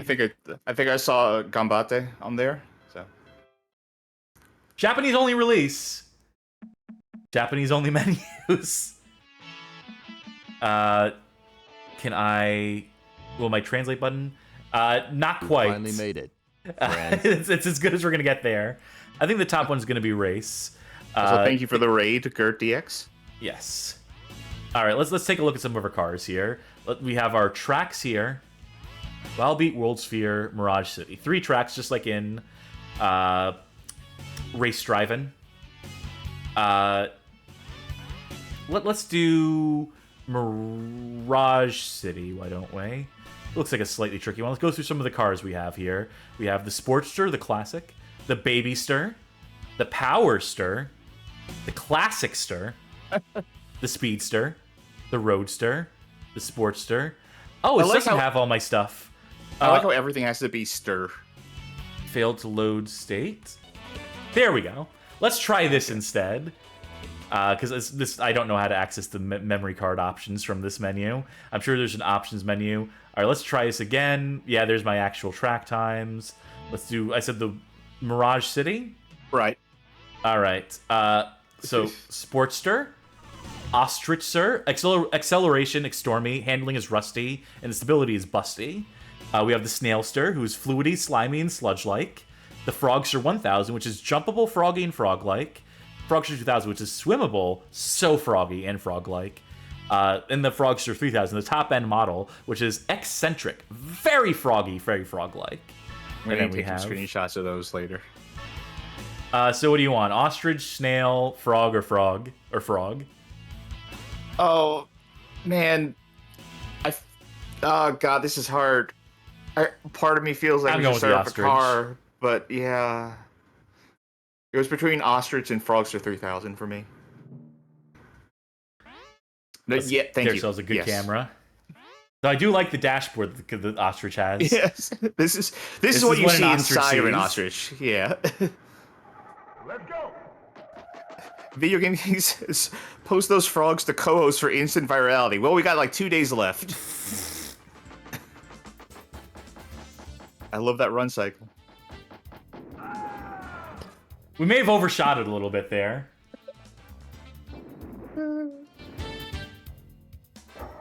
This is a good game. I mean, it's bad in the sense that the control is as particular as ever, that it's as unforgiving as ever, that it's as inaccessible a game as there ever been. Oh, does the Ostrich control worse or better than the cars? Better. Or similar. Okay. Absolutely better than the cars. Ugh. It's also less crash prone, believe it or not. Whoop. Instant replay. I'm glad we get an instant replay on this. The instant replays in this game are very fun. Oh man, they keep sending us backwards. We are punished for this. I don't think I'm gonna be able to beat this. The frame rate's great though. Oh yeah, no, runs great. Compared compared to all the other driving games. That's the power of the PlayStation for you. I think, again, it's just a matter of I need to feather the acceleration on this thing, which we're going to fail at here. The acceleration on this ostrich. Let's go. Yeah, that's a failure on this track. I like the sound of the ostrich trying to turn the engine over.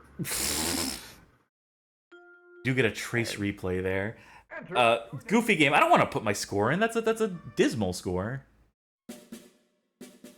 You can see some of the scores I set here. 6th place. How do I get off of the screen? Start. Okay, let's try with a real car. Okay. Which will be much harder, believe it or not. You want to do a different track? Yeah, I'm going to do a different track. Give me the Speedster, why don't you? Let's do Wild Beat. Okay. Then maybe we'll do the snail next time, because I see a couple requests for the snail. Let's go. I will admit the handling's a little better. This is maybe not, like, harder necessarily than the ostrich, which is very, like, you know... It's very fast. The acceleration on it is great, better than, like, a real car, but, like, also it means that you hit max speed so quickly and then lose all control. As opposed to this, which is just, like, keeping it in the 50s as much as... Oh, Ooh. Jesus. Hit replay. That man needs to get, like... That blue car, that car should be, like, pulled over. Cop should get that guy. I was about to say he stopped to, like, exchange insurance information, but no, he went on. I know you're in the middle of a fiery wreck right now. Jesus Christ. Man, you have no margin of error. Yeah, that's the Drivin series for you. If anything, the ostrich can actually, like, bump into the walls and not immediately blow up, so that's why I thought it would be easier and why this would be harder. And I was right. But, you know, those are supposed to be rewards for beating the tracks and then beating the racers you unlock on the tracks for, like, the championships. That's who unlock all the cars in this game. So at some point, I very heavily cheated to unlock everything. Yeah, I was about to say, I don't know how you had the patience. Again, we drove too fast, so we pay the price. But they tell us we need to hit 90, right? We need to hit 90 to get to the top of this slope. But then I figure I just need to kill the speed the second we get to the top of it. And that's what driving in this game is. It's constant start and stop. And again, there are people who like and appreciate that. Yeah, it's like a sim racer. Nope, reverse, reverse, reverse, reverse, reverse. Maybe you have to shift it into reverse, even if you're on an automatic. It's also just really hard making turns. And I need to figure out what the... There we go. Was I right? You need to shift? Yes. And yeah, I do that using the L1 and R1 buttons. Oh, is this car not in automatic in general? No, you had it on automatic. Yeah, it's right? automatic. It's switching gears for me. God, instant replay. Where's it going to set us back to? Brutal. No. Oh, the humanity! Instant replay! Oh my god, they're burning alive! Get a replay on that! Let's see that again. Here's the weird maze-like portion of this level. Banger soundtrack, though. Yeah. I think I heard a pan flute at the start of the song. Eclectic instrumentation for an eclectic game. Jump. Oh my God, instant replay. Yeah, how am I supposed to maintain speed while also doing a turn, while also having no guardrails or safety in place? These are the challenges that make this game fucking brutal. That make all the driving games brutal. I think I'm gonna be sick. Show that again. So is this the minimum? No.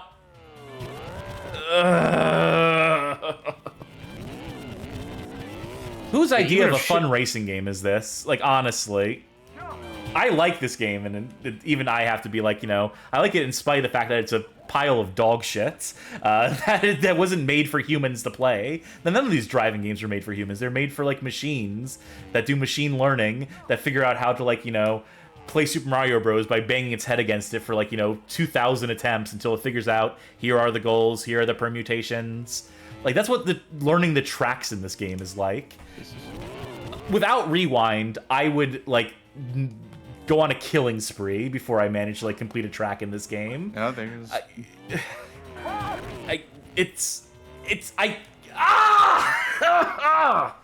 love it, Charkie. Let's go.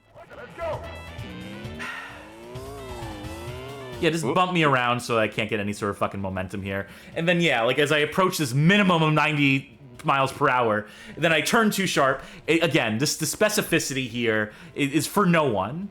It's not meant to be played by human beings. Fully aware of As far as I'm concerned, this is impossible. And I say that as someone who has done it before. Let's go. So you're curious to see that third track? Sure. Instant replay. Because we're certainly not going to fucking qualify on this one. Let's go. Truck. Let's see them make it. Let's see them make the fucking jump. Time. Nope, he turned. He went the other way, Game over. and he stopped. Maybe I was supposed to take the left there and not go off the side of the thing. But who's to say? Because these are so badly signposted. Your name. Because these are so nonsensical.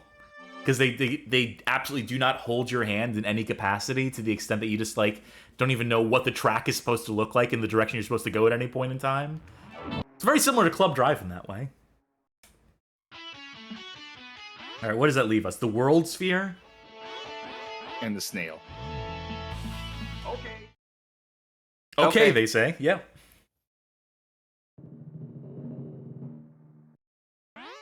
Give me the good camera. Let's go. We can see the snail go. I love the little rotating shell.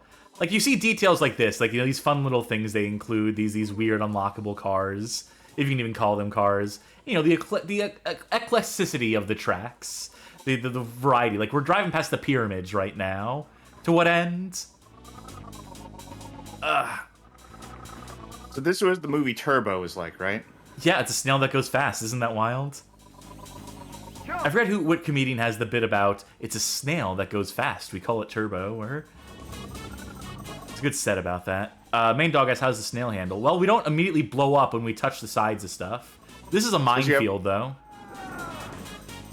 Yeah, a course with a minefield in it, and the mines are invisible. Well, you did run into the sign that had a skull on it, so that could have been part of it. Yeah, I think the mines are directly under the signs. Maybe.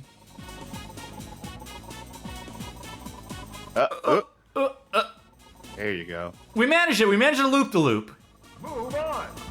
You know, YouTube had a period of time where Huh?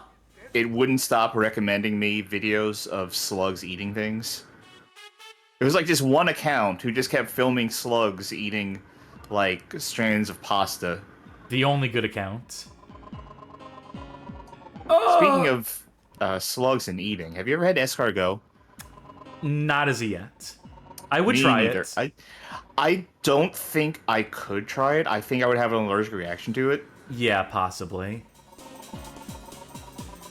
But if it weren't for that, I would be willing to try it. I mean, I've eaten bugs.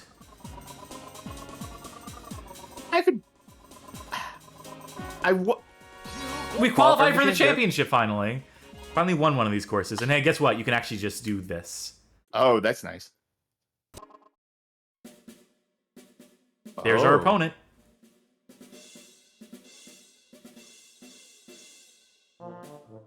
I'm sure that's a... well, let's see what she might be saying. Mirror, mirror, who is the strongest and most beautiful? It's me. Haha, give up already. I never give up. There's no give up in me. Championship lap. Let's go. All right, let's show her what's for. I don't actually know if I could eat bugs safely or not. Move And I on. think because I'm allergic to mollusks and I'm allergic to shellfish. And what is a shrimp if not a sea bug, right? Good point. So I don't know if I could eat like a land bug. Wow. I will say, the fact that you don't immediately blow up as the unlockable animal cars, it makes them, like, infinitely more playable. I say that as I blow up and lose the race, because if you crash once in a championship, that this counts as a loss. What you have to say about that? If beauty were a finch, I am beautiful and it's strong. LOL. I don't think that's accurate. I don't think that's what she's actually saying there. I don't think they said LOL in this 1996 PS1 game. And there may be a slight machine translation error there. I'm curious how the machine, like, went with, like, yeah, it's probably lol. Yeah, that's close enough.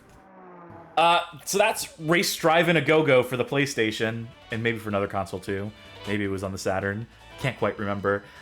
This one is, again, worth trying. Expect to get frustrated with it if you play it legitimately. If you attempt to play this legitimately, just play this in an emulator. Don't pay money for this game. Don't pay money for a copy of this game on eBay for like $1,000 or whatever the fuck. Just play it at your own leisure. Make peace with yourself. Make peace with the game. Be willing to rewind. Just pretend it's like a feature, like it is in Club Drive, and then enjoy the goofiness. Enjoy trying to unlock the animal racers. Let me know how that goes for you. But that's going to do it for our look at Race Drivin'. No multiplayer there, by the way. Who needs it? This next game on the list tonight, you showed to me. Yes, think this I was actually unaware of recommended. this one. This was recommended to us by someone in our Discord, and I'm really sorry that I do not remember who recommended this specifically. But link to the Discord anyway, just so folks can potentially. The next game on our list, Frappe Fiasco saying Hooters Road Trip. That's for the next time we do this stream. I will let you know. The Hooters Road Trip is definitely one. There's one we've written about. There's an article on the website about Hooters Road Trip. It's not a good article, because it's an old article. So maybe we'll do a stream about it one day where we play the PC version and the PS1 version and so on and so forth. But it is not included on this list tonight, just to, crush expectations on that. Sorry. Instead, we have Öhlins Hyper-Rally, another Japanese exclusive PS1 game from 1996, developed and published by Harvest One. People are saying PC version of Hooters Road Trip? Yeah, it exists. It's out there. But this is a PlayStation exclusive as far as I'm aware. As far as I know. And I'm thinking that Öhlins is an actual car company or something of the sort, or maybe they manufacture parts. High-end parts for street racing, for cars, for kitted out cars. This is a January, February, March, April, May, June, July, August 30th release. Oh, Pro Striker 92 says that Öhlins is a shock manufacturer, so shock systems for your car. All I know is that we need to play it. All I know is that we need to check this out. Oh, right. We need to check out the intro, too. I remember that much about this game. What a lovely little intro that was. What a lovely little title card.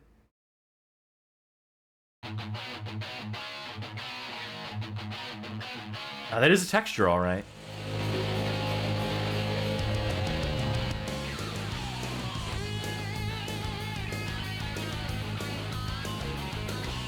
Yeah, okay. I remember it now. It's this one. Yeah. You'll believe a car was actually rendered in these environments and not just composited in after the fact. This is like the Bloody Roar intro, except with cars instead of furries.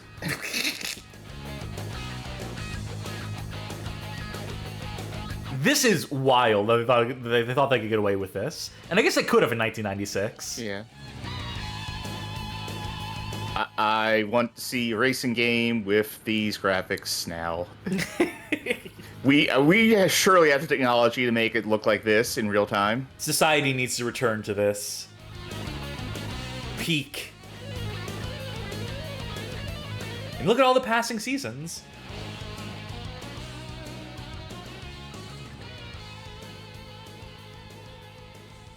Frappe Fiasco says it's like they photoshopped a car into a bad Myst clone. Alright, does this have 2-player? There's single. I think that's like a single race. How about options? Yeah. Oh, right. Check out that key config. You got your A, your B, your G, your D, your V1 and N1 and P1 and V2 and N2 and P2. That is dire. Also, why is the thing on the left freaking out? No, it's hyper. That's true. Like, we don't want to do season play. Let's just do a single. Yes. This might just be single player. Yeah, it is.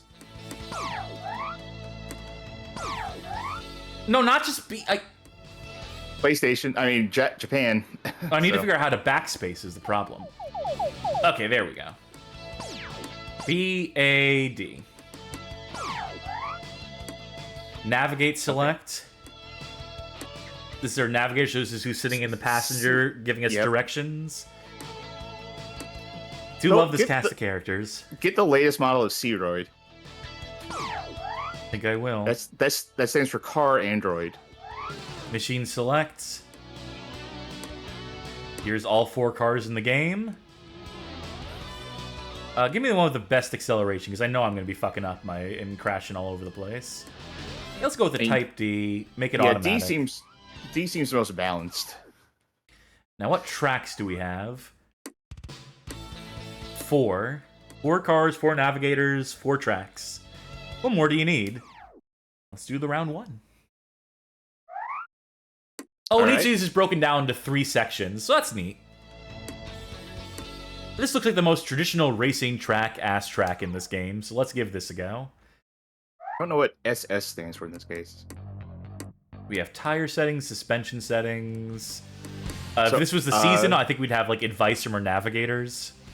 So I will say, having played this, you better hope you're right about this mainly being a street course, because if you go on off-road of street tires, you fucking feel it in this game. 3, 2, 1. That helicopter is danger close right now.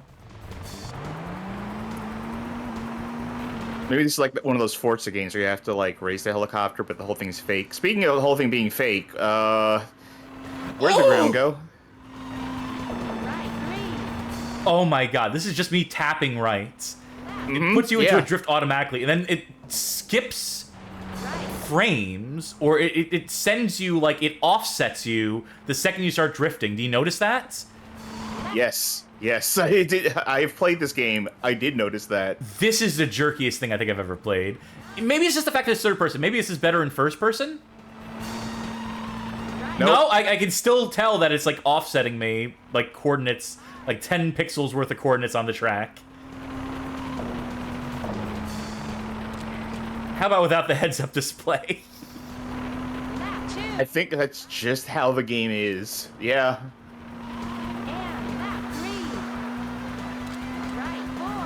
Go back to this.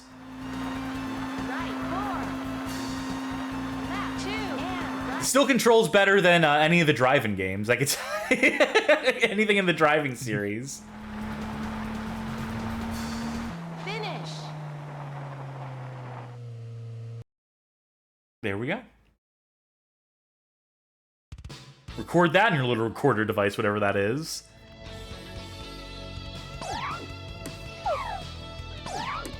No, that's all right. Let's try a different one. Let's see what else we got. See some of the other courses here.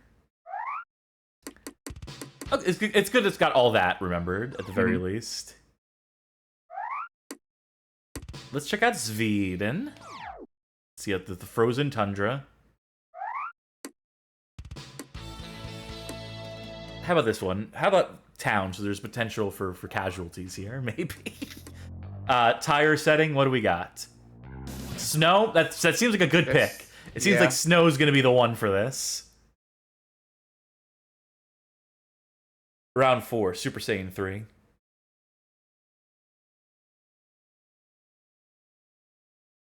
If attempt at the effect they tried to do at the top of that is cute. Yeah. Oh, that helicopter's way too close to the ground. That one for sure. Bonk. Just drive right through it. Yeah. Oh, God. I'm not even controlling it, and I can feel it. Right,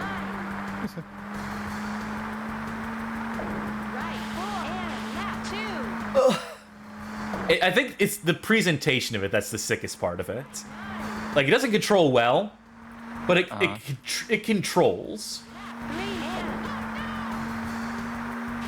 Right? I feel like if I'm fucking up, it's, yes, a combination of the weird, like, jerkiness, but also, like, I feel like I am making, like, you know, that I could probably learn how to control this game, which is more than I can say for the driving games, which are ones that are actually well regarded. I don't think anyone regards this one as anything other than contemptible, but, Once again, you basically, like, taking, like, a game people like and saying, fuck this, and then taking game people hate and going, like, you know what? Well, this is at least, like, you have, like, some customization, so you can potentially approach the problems, the obstacles in the course in different ways, whereas hard driving and race driving, there are exactly one way the developers saw you completing any given track in that game, and there are specific speeds, and it is just about learning the path, learning the technique, learning the way they want you to play it, whereas something like this, there's at least some room for, like, well, I'm going to take this car in, and maybe I'll take the turns a little slower, or I can compensate, or I can just, like, hit the straightaways or whatever. This is, like, you know, the options that you would come to expect from a racing game are presented here. Not to say it innovated any of those things. Like, obviously, this is, like, you know, well-established. But it's to say that, you know, the Drivin series is so primitive. Exists before, like, rules were a consideration. Completely lawless. As is Club Drive, too. Of the games we've played tonight. Games I'm thinking of at the moment. Let's check out Europe. Europe, distinct from Sweden. Let's do some night driving.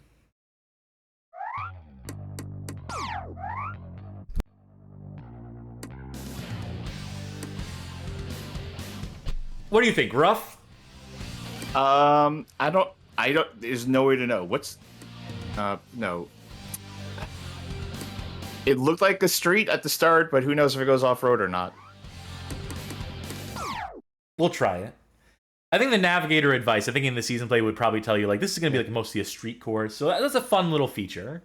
If you're changing, like, if you pick your car at the top, then you, like, change out the tires, like, at every station. That's a fun little element. It's theoretically what the Paris-Dakar Rally special game was going for, to some extent, with, like, you know, the stuff at the beginning of the game. Then didn't execute on that. I think this is not a street. It looked like a street in the thumbnail, but... yeah, this is rough, not street. Yeah, and I can feel it. You're right in that I can immediately feel it in the performance and how fast we're going, in the drifts, and in the cornering. Yeah. I wish in single player you could still get that information on, like, hey, this is what this course is. Or not single player, single race. Oh yeah, this was the wrong set of tires. It's not like you can't potentially beat it, though. It just means that it's trickier. Oh yeah. Yeah. But, I mean, ideally, you would want to have gone into this with the correct set of tires. Yes. It is good that it tracks damage, too, so there's some sort of damage model here. Mm-hmm. Yeah, I wonder if simply driving on this road of these tires is damaging your tires. Well, granted, any tire would, in a realistic thing, any tire would take damage over time simply by driving on them. There's Stonehenge, by the way. This is an instant. This is a throwaway, like, detail in the background. I don't think we're making it. No. Wait. Oh, wait. 3, 2, 1. You know what sucks? The single mode sucks, because I wanted opponents on the road.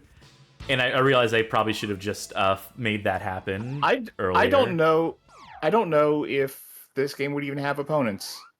Well, let's find out. Let's do one race in season mode. Still has all my settings. That's nice. Let's get back into the D. I like the distribution on that one in terms of stats. And can I pick? Okay, yeah, it's going to start here. So it's going to be 12 courses. Navigate advice. Oh my god. Advice. I guess that's what you want. The straights are long, and there are many simple combinations of high-speed corners, so it shouldn't be too difficult to conquer. Most of it is dirt, so tire selection should be easy, right? However, if you've underestimated and make a mistake, the damage will be greater because of the high speed, so don't let your guard down. That's good. That's good advice. They said it was mostly dirt? Yes. So probably dart. Yeah, darts. Alright. There has to be opponents here.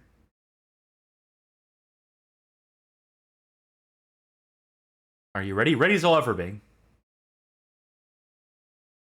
No? Nothing? 3, 2, 1. This is the loneliest racing game. So, like, to my knowledge, there are just a lot of rallies where it's like you're not actively racing against another person on the road at the same time as you. No, You're they're going just for tracking time. your times, and you know, 3, and you're far enough from other drivers because it's wide open area basically, and it's up to you to navigate your route through it, rather than like an actual track. That's the conceit of rally, as I understand it. Which is why I didn't expect that you would be racing against other people. Well, wait a minute. I don't think there's position necessarily. I think it's tracking your I position. think it is time. And the time qualifies you to achieve different positions or to go forward or backwards in the rankings. left 2, and right 2. Left 3, I'm amazed they didn't do much damage to us by the look of it. right 4, Or maybe it did, who's to say? right Thank God we have those dart tires. 4, right 8. Ugh.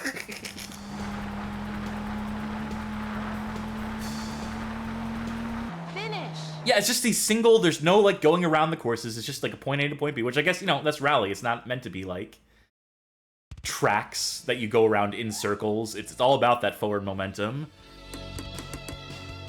Alright, that got us into the top 10. So yeah, if you continue playing this game and like, you know, watching yourself go up in the points rankings and conquering each of the courses, and maybe there's something here for someone who has a lot of patience for the perspective and the jankiness of the driving. Maybe there's, you know, a playable product there somewhere. I feel like this game looks cool, and then you start playing it a bit, and you're like, oh, this is rough. We still have damage on our car carried over from the last stage. So that's the other thing to consider, is that, you know, it adds up, and that probably each round, you know, each set of stages, you know, you get a chance to like maybe reconfigure your car between them, but so bearing that in mind, Left 1, and right 2. and having to like, you know, consider your car's health as it pertains across not just like the singular point A to B of each individual course, but of the 4 tracks or 3 tracks in a row that you need to do per stage, per round. So it is like an endurance tester of sorts. It's endurance driving, which is what Rally's about. Now, I want to blow this car up. I want to see what damage looks like. Oh, it's flashing. Good start. Bless you. Thank you. Right 3. Oh, that's not exciting. Cool little music sting, though. Yeah. Yeah, it's not quite a driving game where you get to blow up in spectacular fashion. And it just kicks you back to the menu. No, like, retry. No. Wild. Anyway, that's Öhlins Hyper-Rally. Probably not great in the grand scheme of things. But an effort was made. Speaking of PlayStation 1, Japanese-only PlayStation 1 games, I can't believe I have 3 of these in a row. And this is also one that we've already played on the show before, but I just wanted an excuse to play it again. I'm not going to do a driving series and not acknowledge C1 Circuit. Invex's C1 Circuit, released October 4th, 1996. Developed, published by this Invex. This is the premier Japanese street racing game for the PlayStation. I don't remember what we played this on previously. It must have been a chance time. Can you see? It was, I believe it was chance time. Yeah. We're going to pick up where we left off in that game. Oh, were you Or doing something like a that. single player at some point? No, I think we just made some amount of progress in demoing that game. Though I was playing this game just like for my own edification, I do have like a save file. Maybe I'll just load that up and see if we can see the second course in this game, which is about as far as I made it. That could be something. Scenario. Oh, there is 2-player. I'm pretty sure we did that last time. We did do that last time. You sure We we do did it that last again. time? I'm fairly certain we did it last time. I'll figure it out while you do this.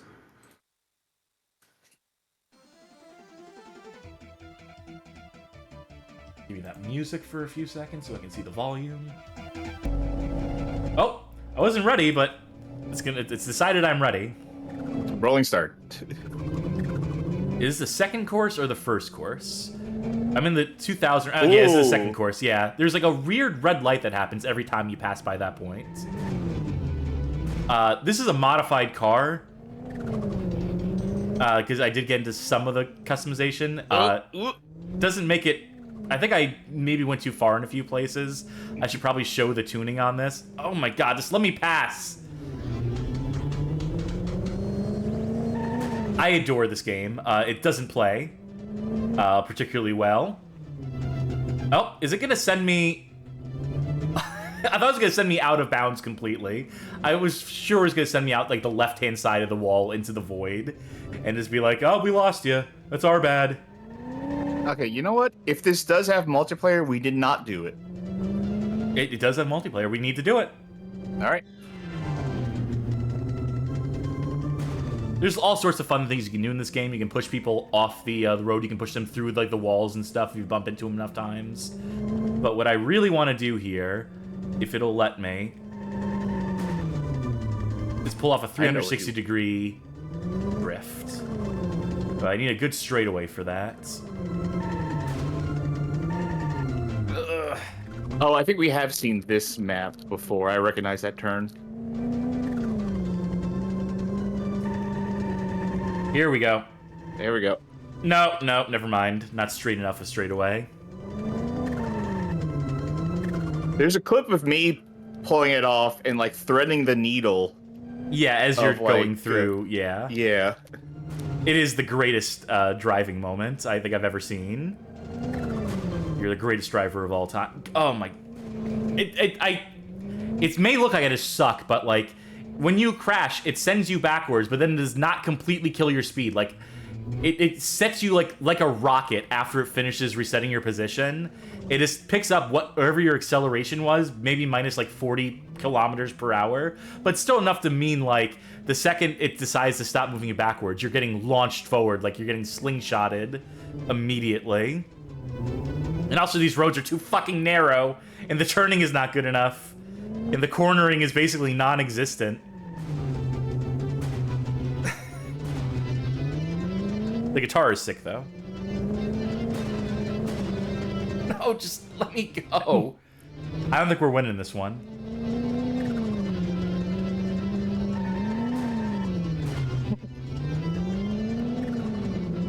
I do feel like a Japanese street racer, though. This does really... I do feel fully immersed in this. Maybe first person will help. I've always wanted to see that Fast and Furious Tokyo Drift movie. Well, who needs that when you've got C1 circuits? That movie's great, though. I love it. I've never seen any Fast and Furious movie, but if I were to see one, I think I wanted to be that one. It's a good one. Fully aware It's the of best what I'm one. doing. Can't you see? Let's see. I drink up while I drink and drive. Yeah, it's about as safe as I expected it to be. It's. What's the Fast and Furious movie where like Vin Diesel and The Rock have a fight, but since it's in both their contracts that they can't lose a fight in the movies, then there's like an earthquake that ends the fight for them? 6 or 7, I think. I think that's so funny that there's a thing in their contracts that they can't lose a fight in the movie. They're apologies to The Rock and Vin Diesel, people who could easily beat me up, but the fact that they're so insecure that they can't lose in a movie. But for narrative purposes, your character wins in the end. Like, no, they can't lose a fight. Then, like, what are the stakes then? What is your character supposed to, like, what's the journey? What's the... Well, the journey is, you know, it's about family, you say? Better luck next time. You would think The Rock would understand, having been a professional wrestler, that you got to end up on your back sometimes. Well, look, just concentrate. You got to and put try the other guy over. Okay. Let's see what the tuning was. Let's see what 6 stats I was bringing into that. I think I might need to go to the garage, actually. Okay, so literally off the charts, as you can see from the red and blue lines there. Yeah, I think that might be part of the problem, is that I went with impossible stats. So it might have something to do with the handling. But it's funny you can do that. You could, if you put your TV in Tate mode, then you can actually see where those stats end. PlayStation controller. Oh, let me finish this stream snack real quick. Oh, you can't? Won't let you? For some reason, do you have to unlock it? I wonder if we came across this last time, and that's why we didn't do multiplayer. Seems likely. I think I'm getting a memory back of, like, yeah, we couldn't do 2-player. I'll need to figure that out at some point. I will need to figure out how to get that to work. Hey, look. I'd also need to figure out how to properly modify a car so that it's not completely busted. But look at all the granularity here. Look at all the different parts you can modify. Yeah. Trouble. I'm in trouble. Help me. Someone has been dispatched to your location to assist you. Let's take a look at some of the other cars. Some of the other stock vehicles. I'm sure this is the one everyone wants us to drive, because it looks like a whatchamacallit. The Initial D car. Do I have parts for this? Do I have specific parts I can swap in and out? I can buy them. I have 353 points! And I'm sure if it went to sale, I could also sell some stuff. Yeah, these are all the different categories of products. And then left and right. Yeah, so there's a range of stuff you can do. If you are a car tuner, like, you are served by this game to some extent. It's obviously impenetrable to me, because I don't understand the language. I really hope someone would eventually, like, translate this just for me. Basically, I'm the only person in North America who gives a shit about this game. So... Alright, so here's all the courses. You can see they're all variations on the same course. Let's do... around the whole city. Just Doctor, the we're once. losing them. Wonderful sound effects on the menus, as I'm sure you picked up on and are joking about there. Right. I want to see you do a 360. I want to pull off a 360, but we can't always get what we want. We can at least try. I will try. Because that's the magic of this game, is the drift system. You could drift right now if you wanted to. No, I want to try to get through this. I hate this part of this stage. I mean, that's the part that I drifted through. It is, but I know there's a straight-up straightaway coming up. I want to give myself the maximum chance. I don't care if it's not as impressive as your drift. Oh, that's the sound. That's the sound of a drift. And that's the sound of a crash, apparently, which is a no sound effect at all. I think this game is slept on. I really do hope someone eventually translates this one day. And people begin to appreciate, like, the depth this has, but also just how unplayable this is. Just how badly charted these courses are, how narrow these roads are, just how bad it feels, all that stuff. And just how busted the tuning is, apparently, like how you can just completely break the cars and their handling by putting the wrong types of parts in and by sending the numbers, like, literally off the charts. There's more cars to unlock as you get into the different, like, classes.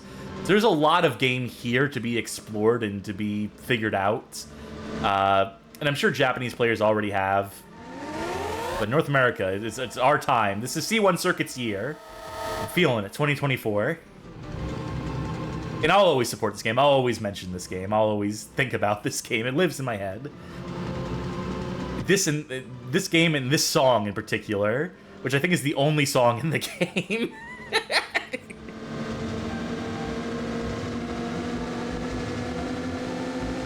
Maybe we don't have the straightaway on this map. Maybe this course here doesn't take you through like the city. Doesn't take you through like that urbanized district. It's just on the roads, maybe. We'll see.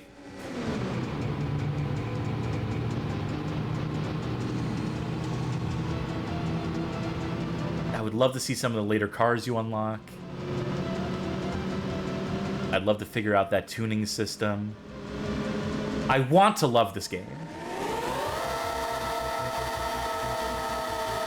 There you go. There you go. Ah! That's what I was worried about. I think there is... Okay, you see us straight away, like, past the goal. I think that's going to be our golden opportunity. But I will try it again. Yeah. There you go. To be clear, like, it does put you on a rail, basically, there. Yeah, I'm not gonna... It's not gonna work until I, get a proper straightaway. It does put you on rails while you're drifting, and then it's just a matter of, like, maintaining control of the vehicle, or not. It doesn't really seem to matter all that much. Yeah, you just press the square button to enter into that drift mode. Like so. See, I'm just holding left right now. Uh-huh. Yeah, I don't know how you pulled it off so easily. Maybe you're just the chosen one. Maybe you'll be the one to make this game work. It's not just holding left. You do kind of have to steer it. Like, you do have to make adjustments in other directions, too. Ugh. Yeah, can you see how I'm, like, sort of minorly obsessed with this game, folks at home? Yeah.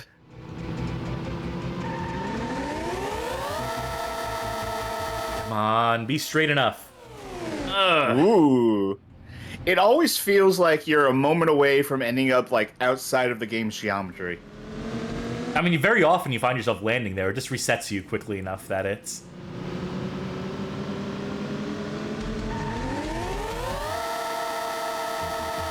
Yeah. No, I'm not gonna get... Not on this course. Not when it's all, like, you know, these tight roads. Which I know you managed to pull it off in these conditions, but, I ain't that lucky. Also don't think we need to... Wait, hold on. Good feeling about this one. No. Oh. No, you'll get there. If there are other cars on the road, you can definitely send them through that all the way to where they land, like, outside the realms. And just keep on, like, they try to get back on track. They keep on doing all the motions as if they were still on the road. Yeah, I don't know how to do the 360 as efficiently as you did. Look up the clip of Charkie pulling out the 360-degree drift. It's sick. They're natural, I tells you. And one day we'll figure out how to unlock the two-player mode in this, huh? Well, we'll see how that works. Yeah. I'm so curious. So this is our call. This is our public call to someone do something with this to get it up to scratch in English. I still don't know what that red is. I think it's because you pass by the tower there, and I think the tower is meant to be like the lights in the tower. I think that's what that's supposed to be, but it's ambiguous. Or it makes you really angry for a moment. Oh, I hate the sight of that red tower. It makes me see red. I believe it's called Tokyo Tower. That's as much of that as I can do right now. We still have a last game to play tonight. Yep. And it's not a PS1 Japanese-only game, believe it or not. I decided to end tonight's episode with a year 2000 release, with a game that I saw reviewed, saw played, and sought after for myself. This is from WizardWorks, who we've mentioned recently on the show. I believe in the Deer Avenger stream. They had a role to play there because they're rolling in Deer Hunter, I believe. Anyway, this is by Daylight Productions. It's Swamp Buggy Racing, which is officially endorsed by the North American Swamp Racing Association. This is a licensed product. This is a game in which you race swamp buggies across a grand total of 2 stages. And this one, to get up and running, I have this running natively on Windows with the help of DG Voodoo 2. Thank you very much, DG Voodoo 2. And this one just needs to be seen. Oh. Got an error straight away on launching. That's always a promising sign. I have a strong feeling I can make this work. All right. I wanted to thank Paranoid for recommending this game. I asked him for some bad racing games because I know he knows racing games, and this was one of the recommended ones. I was like, yeah, this got to go on the show. Here we are. We're in game. Let's turn those weather effects on. I can handle it. Control. I'll use keyboard because I did learn the keyboard controls. And because this game obviously doesn't have D input support or DualSense controller support in the year 2000, and I don't feel like messing around with PS4 Windows either.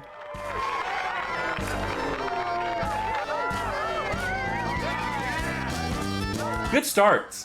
Hold on 1 second. Oh, it crashed when I alt-tabbed out of it because I needed to adjust the volume because the volume was too loud on that. I could tell straight away.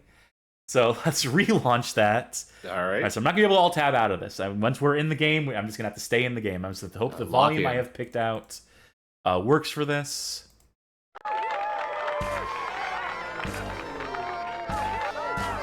Get some Zydeco music in here. Choose your track. Mesa Park or Wild Thing. I might as well do Mesa Park. Single race. This gives us a single race. Choose your car. We have the Secret Weapon, a Jeep class. The El Nino, 6-cylinder class. The Recyco, 8-cylinder class. And the Outlaw, which is a pro-modified class. Let's go with the Secret Weapon, I guess. 3, Automatic. 2, 1. Shift to accelerate. Left shift, that is.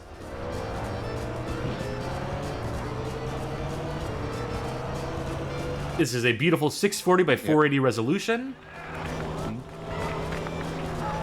Now this is Walmart gaming. Yeah. I mean, it's from WizWorks, the people who brought you Deer Hunter, if I remember correctly. So this was, like, them emboldened by that success and thinking, like, what other niches can we make games around and then put these on the Walmart shelves. Oops. Or as the story goes with Deer Hunter, like, they just turned to the executive at Walmart and he's like, what video game are we going to play next? He's like, Swamp Buggy Racing. Mr. Taco says they can't believe this is in Head Games. This is in the Head Games developed game. Yeah, no, I know what you mean by that. I love the weather effects, so I'm glad I turned those on, so we get a little bits of rain. Very system intensive for the time. This is an 8-lap race. So the applause from the people, like the fact that there's no Doppler effect on it, makes me think that you're driving around with, like, earplugs piping in applause sounds to try to motivate you. It's really motivating, yeah. Yeah. Keeps me on course. Keeps me in the game.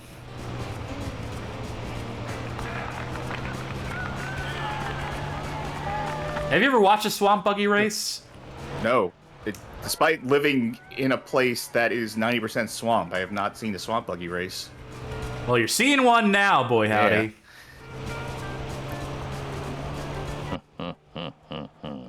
This is a thank you for the cheer for the for Normal Syndrome.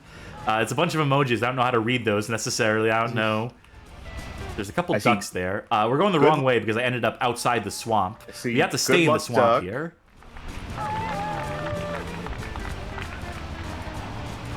I think we've lost our position. Yeah. That's how it is. It's Swamp Buggy Racing. You spin out once and it's impossible to recover. Anyone who's part of the North American Swamp Racing Association will tell you that at NARSA.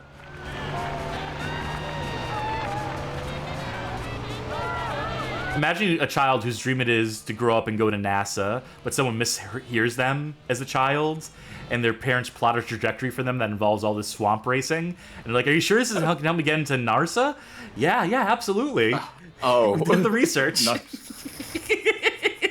I was wondering where you were going with this. Oh, you said NASA. I thought you said swamp. Easy mistake to make.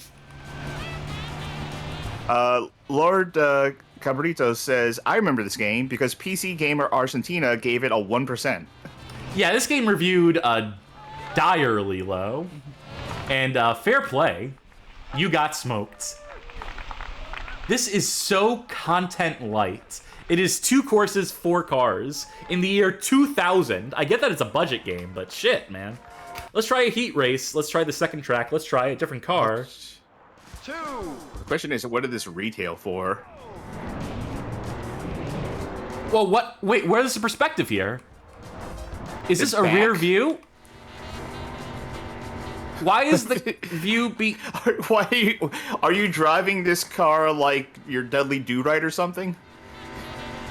What is... Wait.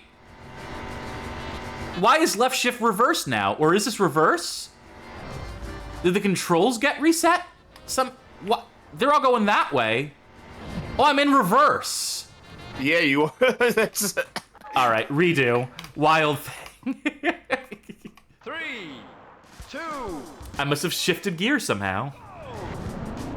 By accident. I thought that car was just like a joke car, like you're sitting in it backwards or something. It's like those guns that are designed to shoot backwards, to shoot whoever shoots them. Like the barrel like actually points towards you. It's like completely impractical. Yeah. Oh, sick air though. Sick physics in this. These cars are fucking hideous, by the way. Can I just say that if I drove a car like this, I would be so embarrassed. This is like a step below, like a soapbox derby, the shape of this car. I mean, maybe it's the tiny resolution on my end, because this is just like a postage stamp on my screen. But like, it looks like you're driving a vape pen. This would have been full screen back in the day. It would have just like defaulted been. to filling out your screen at a 640 by 40 resolution stretched.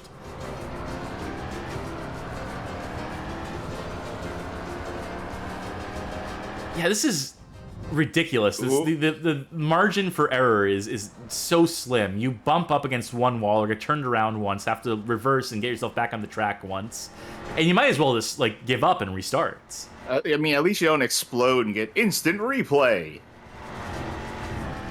Well, yeah, the swamp would put out the fire immediately. Oh, I pressed E, and I think it, like, reset my position. Which was nice of it. It knew I was struggling. It knows I'm getting lapped right now.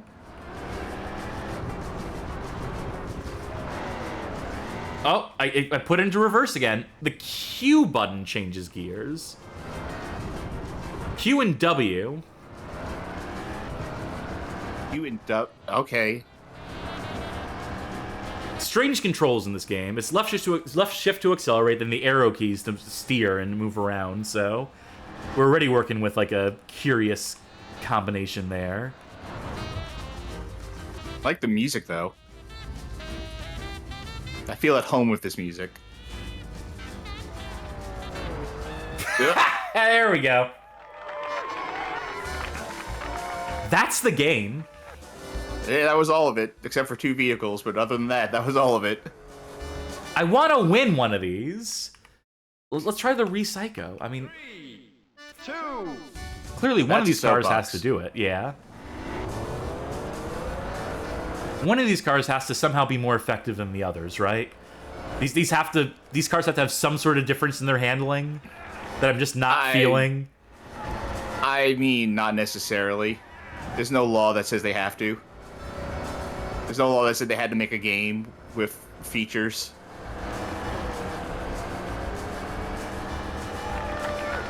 I want to take home the gold, damn it. Easier said than done, shortcut. but...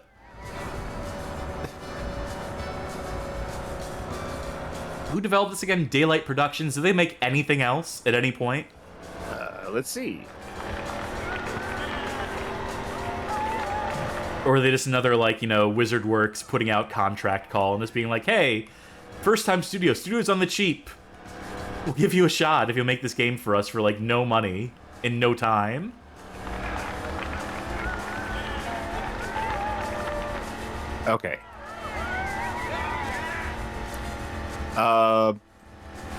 first and only project was Swamp Buggy Racing. Great. But when you peak, you know, right out the gate, it's...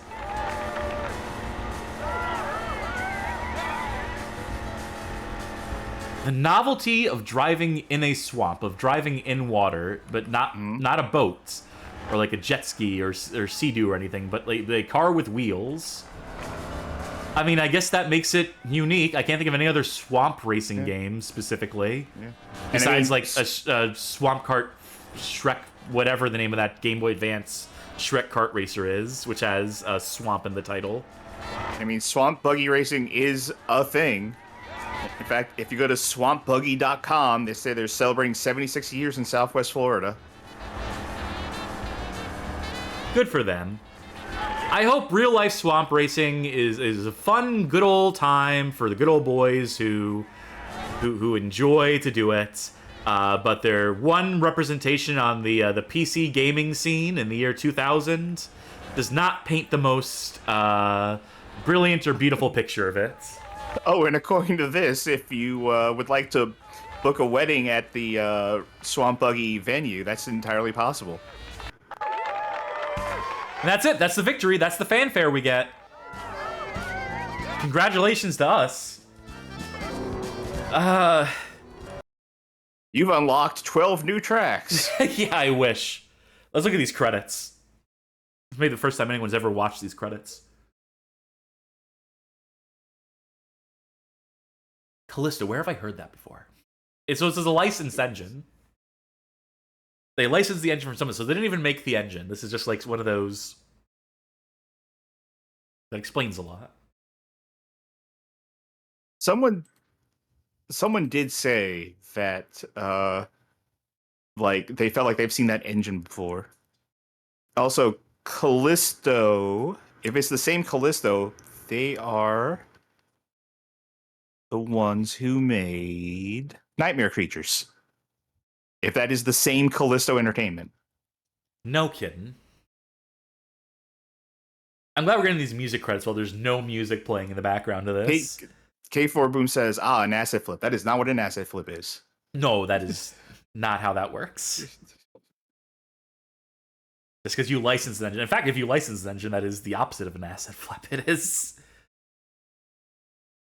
I Am Headful says they made Ultimate Race Pro. Made with pride in Austin, Texas. Yeehaw. Swamp Country. All right, I think that does it for that game. I think that's as much as there is to see in Swamp Buggy Racing. And when I tried to close it, I want to show this error screen that I got. I'm going to... Oh, what? 2 seconds. Did that screenshot take? Evidently not. That's strange. Show me the screenshot that I just took, because I want to show the good people out there what I saw. Yeah, I can see it right there. Oh, I see. I'm in the wrong folder. All right, this is the error message I got as soon as I closed out of the game.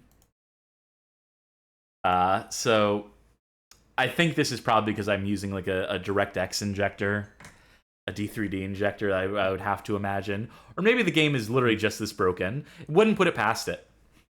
You know what's weird before we wrap up? It's weird chain here. I'm looking at Callisto Entertainment. Their final game, which was canceled, was Super Farm, which was then sold to, and the first game made by, Asobo Studio. No kidding. Who went on to do the Plague Tale series. Among other things, yes. By the way, Super Farm, definitely one we're going to have to do on the show sometime, because good God. But that's for another day. Some other night, perhaps. I think that'll do it. I think that's all the games we wanted to get through tonight. There's still more to get through. There's still more bad driving games. Fuck, we haven't even touched, like, big rigs. We need to get the Hooters. Flat Out 3 is a big one. That Fast and Furious game. I got a few more picks in mind beyond that. But we'll get to those when we get to those. We'll continue driving ourselves wild with these driving games in the future. But for now, for tonight, for the years 1988 through to the year 2000, that's all, folks. driving games, the takeaway, this early era for driving games, where they were still trying to figure out, like, is it about the cars? Is it about the tracks? Is it about the sense of speed? Is it about the sense of handling? Is it about weirdo objectives beyond those? What is the best way to make a driving game? This was a question that had to be answered at a point in time. It's not as simple as, like, obviously, like, the thing that we've landed on nowadays. What people seem to want out of their driving games is just high speed, high technique, souped up cars, all of that stuff. But, there was a time where that wasn't as obvious a solution as you might think. Where that wasn't as obvious, like, well, does what people want. Or at the very least, like, is this achievable in this era? These are the concerns that people had that caused them to have to get creative in what they envisioned a driving game as being, and what cars they imagined you having control over, and whether you just be driving, whether the qualification process, the sponsorship process, as we saw in Paris-Dakar Rally Special, whether the track should be realistic or should be completely absurdist, like you saw in the driving series, whether racing is a thing, or whether people just want to be in cars and do weird stuff in cars, like tag and collecting power orbs, as we saw in Club Drive. And then, like, isolating, like, these different, the rally aspect, or the street racing aspect, as we see in Hyper-Rally and C1 circuits. Or maybe, swamp buggy racing was the way to go. Maybe we just, if a better developer had approached that subject, we'd all be playing Swamp Club. Nowadays, wondering where that game is, and why they took the servers offline for that. The point I'm trying to make here is that you can forgive these developers to a certain extent for not figuring this shit out on the first go, in their respective companies and their respective developers, and for wanting to try their hand at this market, for knowing that there would come a day at some point where driving games were a genre unto themselves, and one that would probably be pushing technology forward, that would really nail the handling at a certain point. But did that fear, that daunting prospect, knowing what the future might hold, did not scare them off of making these early stabs at it. And to see that they were clearly having fun making these games too, cannot be denied. That a Paris-Dakar Rally Special with its variety and its goofy mini games and just completely absurdism, and Club Drive with its weird ass stages and an abundance of Easter eggs and stuff to pluck out, Race Drivin' a Go-Go with its drivable ostriches and frogs, and even a Swamp Buggy Racing, which has to know in its heart of hearts at the end of the day that it is a very silly thing for a very niche audience of people, and that they could get a little silly with the physics in that. Just explorative gaming, and this is an era that I'm fascinated with. And as we move into the 2000s, into the 2010s and the 2020s, as the racing game becomes more defined, as the formula for it is more clearly established, as they begin to develop on subgenres of this is street racing versus professional driving versus destruction derby sort of stuff, and figuring out what those subgenres each need to represent, there's definitely a learning process there, and it does strip out some of the uniqueness. It does take away some of the personality that is so abundant in these early games. You can say what you will about them. You can say what you will about the Drivin series for sure, and God knows I did, between the race Drivin and the hard Drivin. But one thing those games did not lack for was personality, was uniqueness, was those games are instantly recognizable for their font treatment, for their heads-up display, for the specificity of the driving, for the unique designs on those tracks. So, credit where credit is due, even if you don't fully connect with these games, even if you can't quite get the feel for them, and God knows it is tricky to get the feel of those driving games in particular, of that Drivin series, or something like an Öhlins Hyper-Rally, which is just straight up busted, or C1 Circuit, which is just straight up busted. It may be difficult to take the wheel and just grip it tightly and feel like you have any sort of control over those things, but you can still, to some extent, appreciate the surroundings and the mechanics and the efforts that were put into these games. That's the positive note I want to leave this off on. That's the sort of takeaway I want to come away with from this decade or so of driving games we just played. What are your thoughts, Charkie, if I didn't just take every word out of your mouth and if I didn't just go entirely too long on my own there? No, I think you said everything I was going to say verbatim, word for word, in that order. Great. So, it's a weird coincidence, but I like racing games. That's my positive thought to go out on. That's as positive a thought as any. And in all these games, we may return to in some capacity, or some of them at the very least. Paris-Dakar Rally Special, I really want to do something comprehensive on. I'll have to practice for that. Club Drive needs to be exhaustively documented. And as the C1 circuit, which needs to be translated first before anything else. But if this show... Hey, I like to think that we helped inspire that Hoshiwo Murahito improved translation. And that we had a little bit to do with the likes of Ancient Roman, maybe Death Crimson, with our article back in the day. So if I can somehow use whatever clout I might have, whatever sway or power I may hold, to get a translation for C1 Circuit made, I will shamelessly project that thought out into the world until it becomes a reality. But beyond that, other than that, thank you folks for tuning in. Thank you for driving along with us. This coming Tuesday, we should have a variety night of some sort. Thursday begins a new playthrough, which will be a very interesting one. We can't give away anything about that yet, but it will be unique for this channel. It will be the beginning of something. It will start something rolling, potentially. And then next Saturday, there's still some voting to do for the long-form program. I think there's still a couple days left on that. If you are a Patreon pledger, Twitch subscriber, Discord booster, get on that Discord, please, and participate in that poll. Make sure your voice is heard. And this is the last time we'll be streaming during September, by the way, if you want to get a last-minute subscription in. That's true. This is the last chance you have, basically, unless you want to just pledge to the Patreon at full price or pay for the subscription at full price. Who's to say? The point is that if you do pay for this, you get some say in what we play and what we stream and polling and whatnot. But if you can't financially support us, that is fine. That is understandable. We get that. Believe us.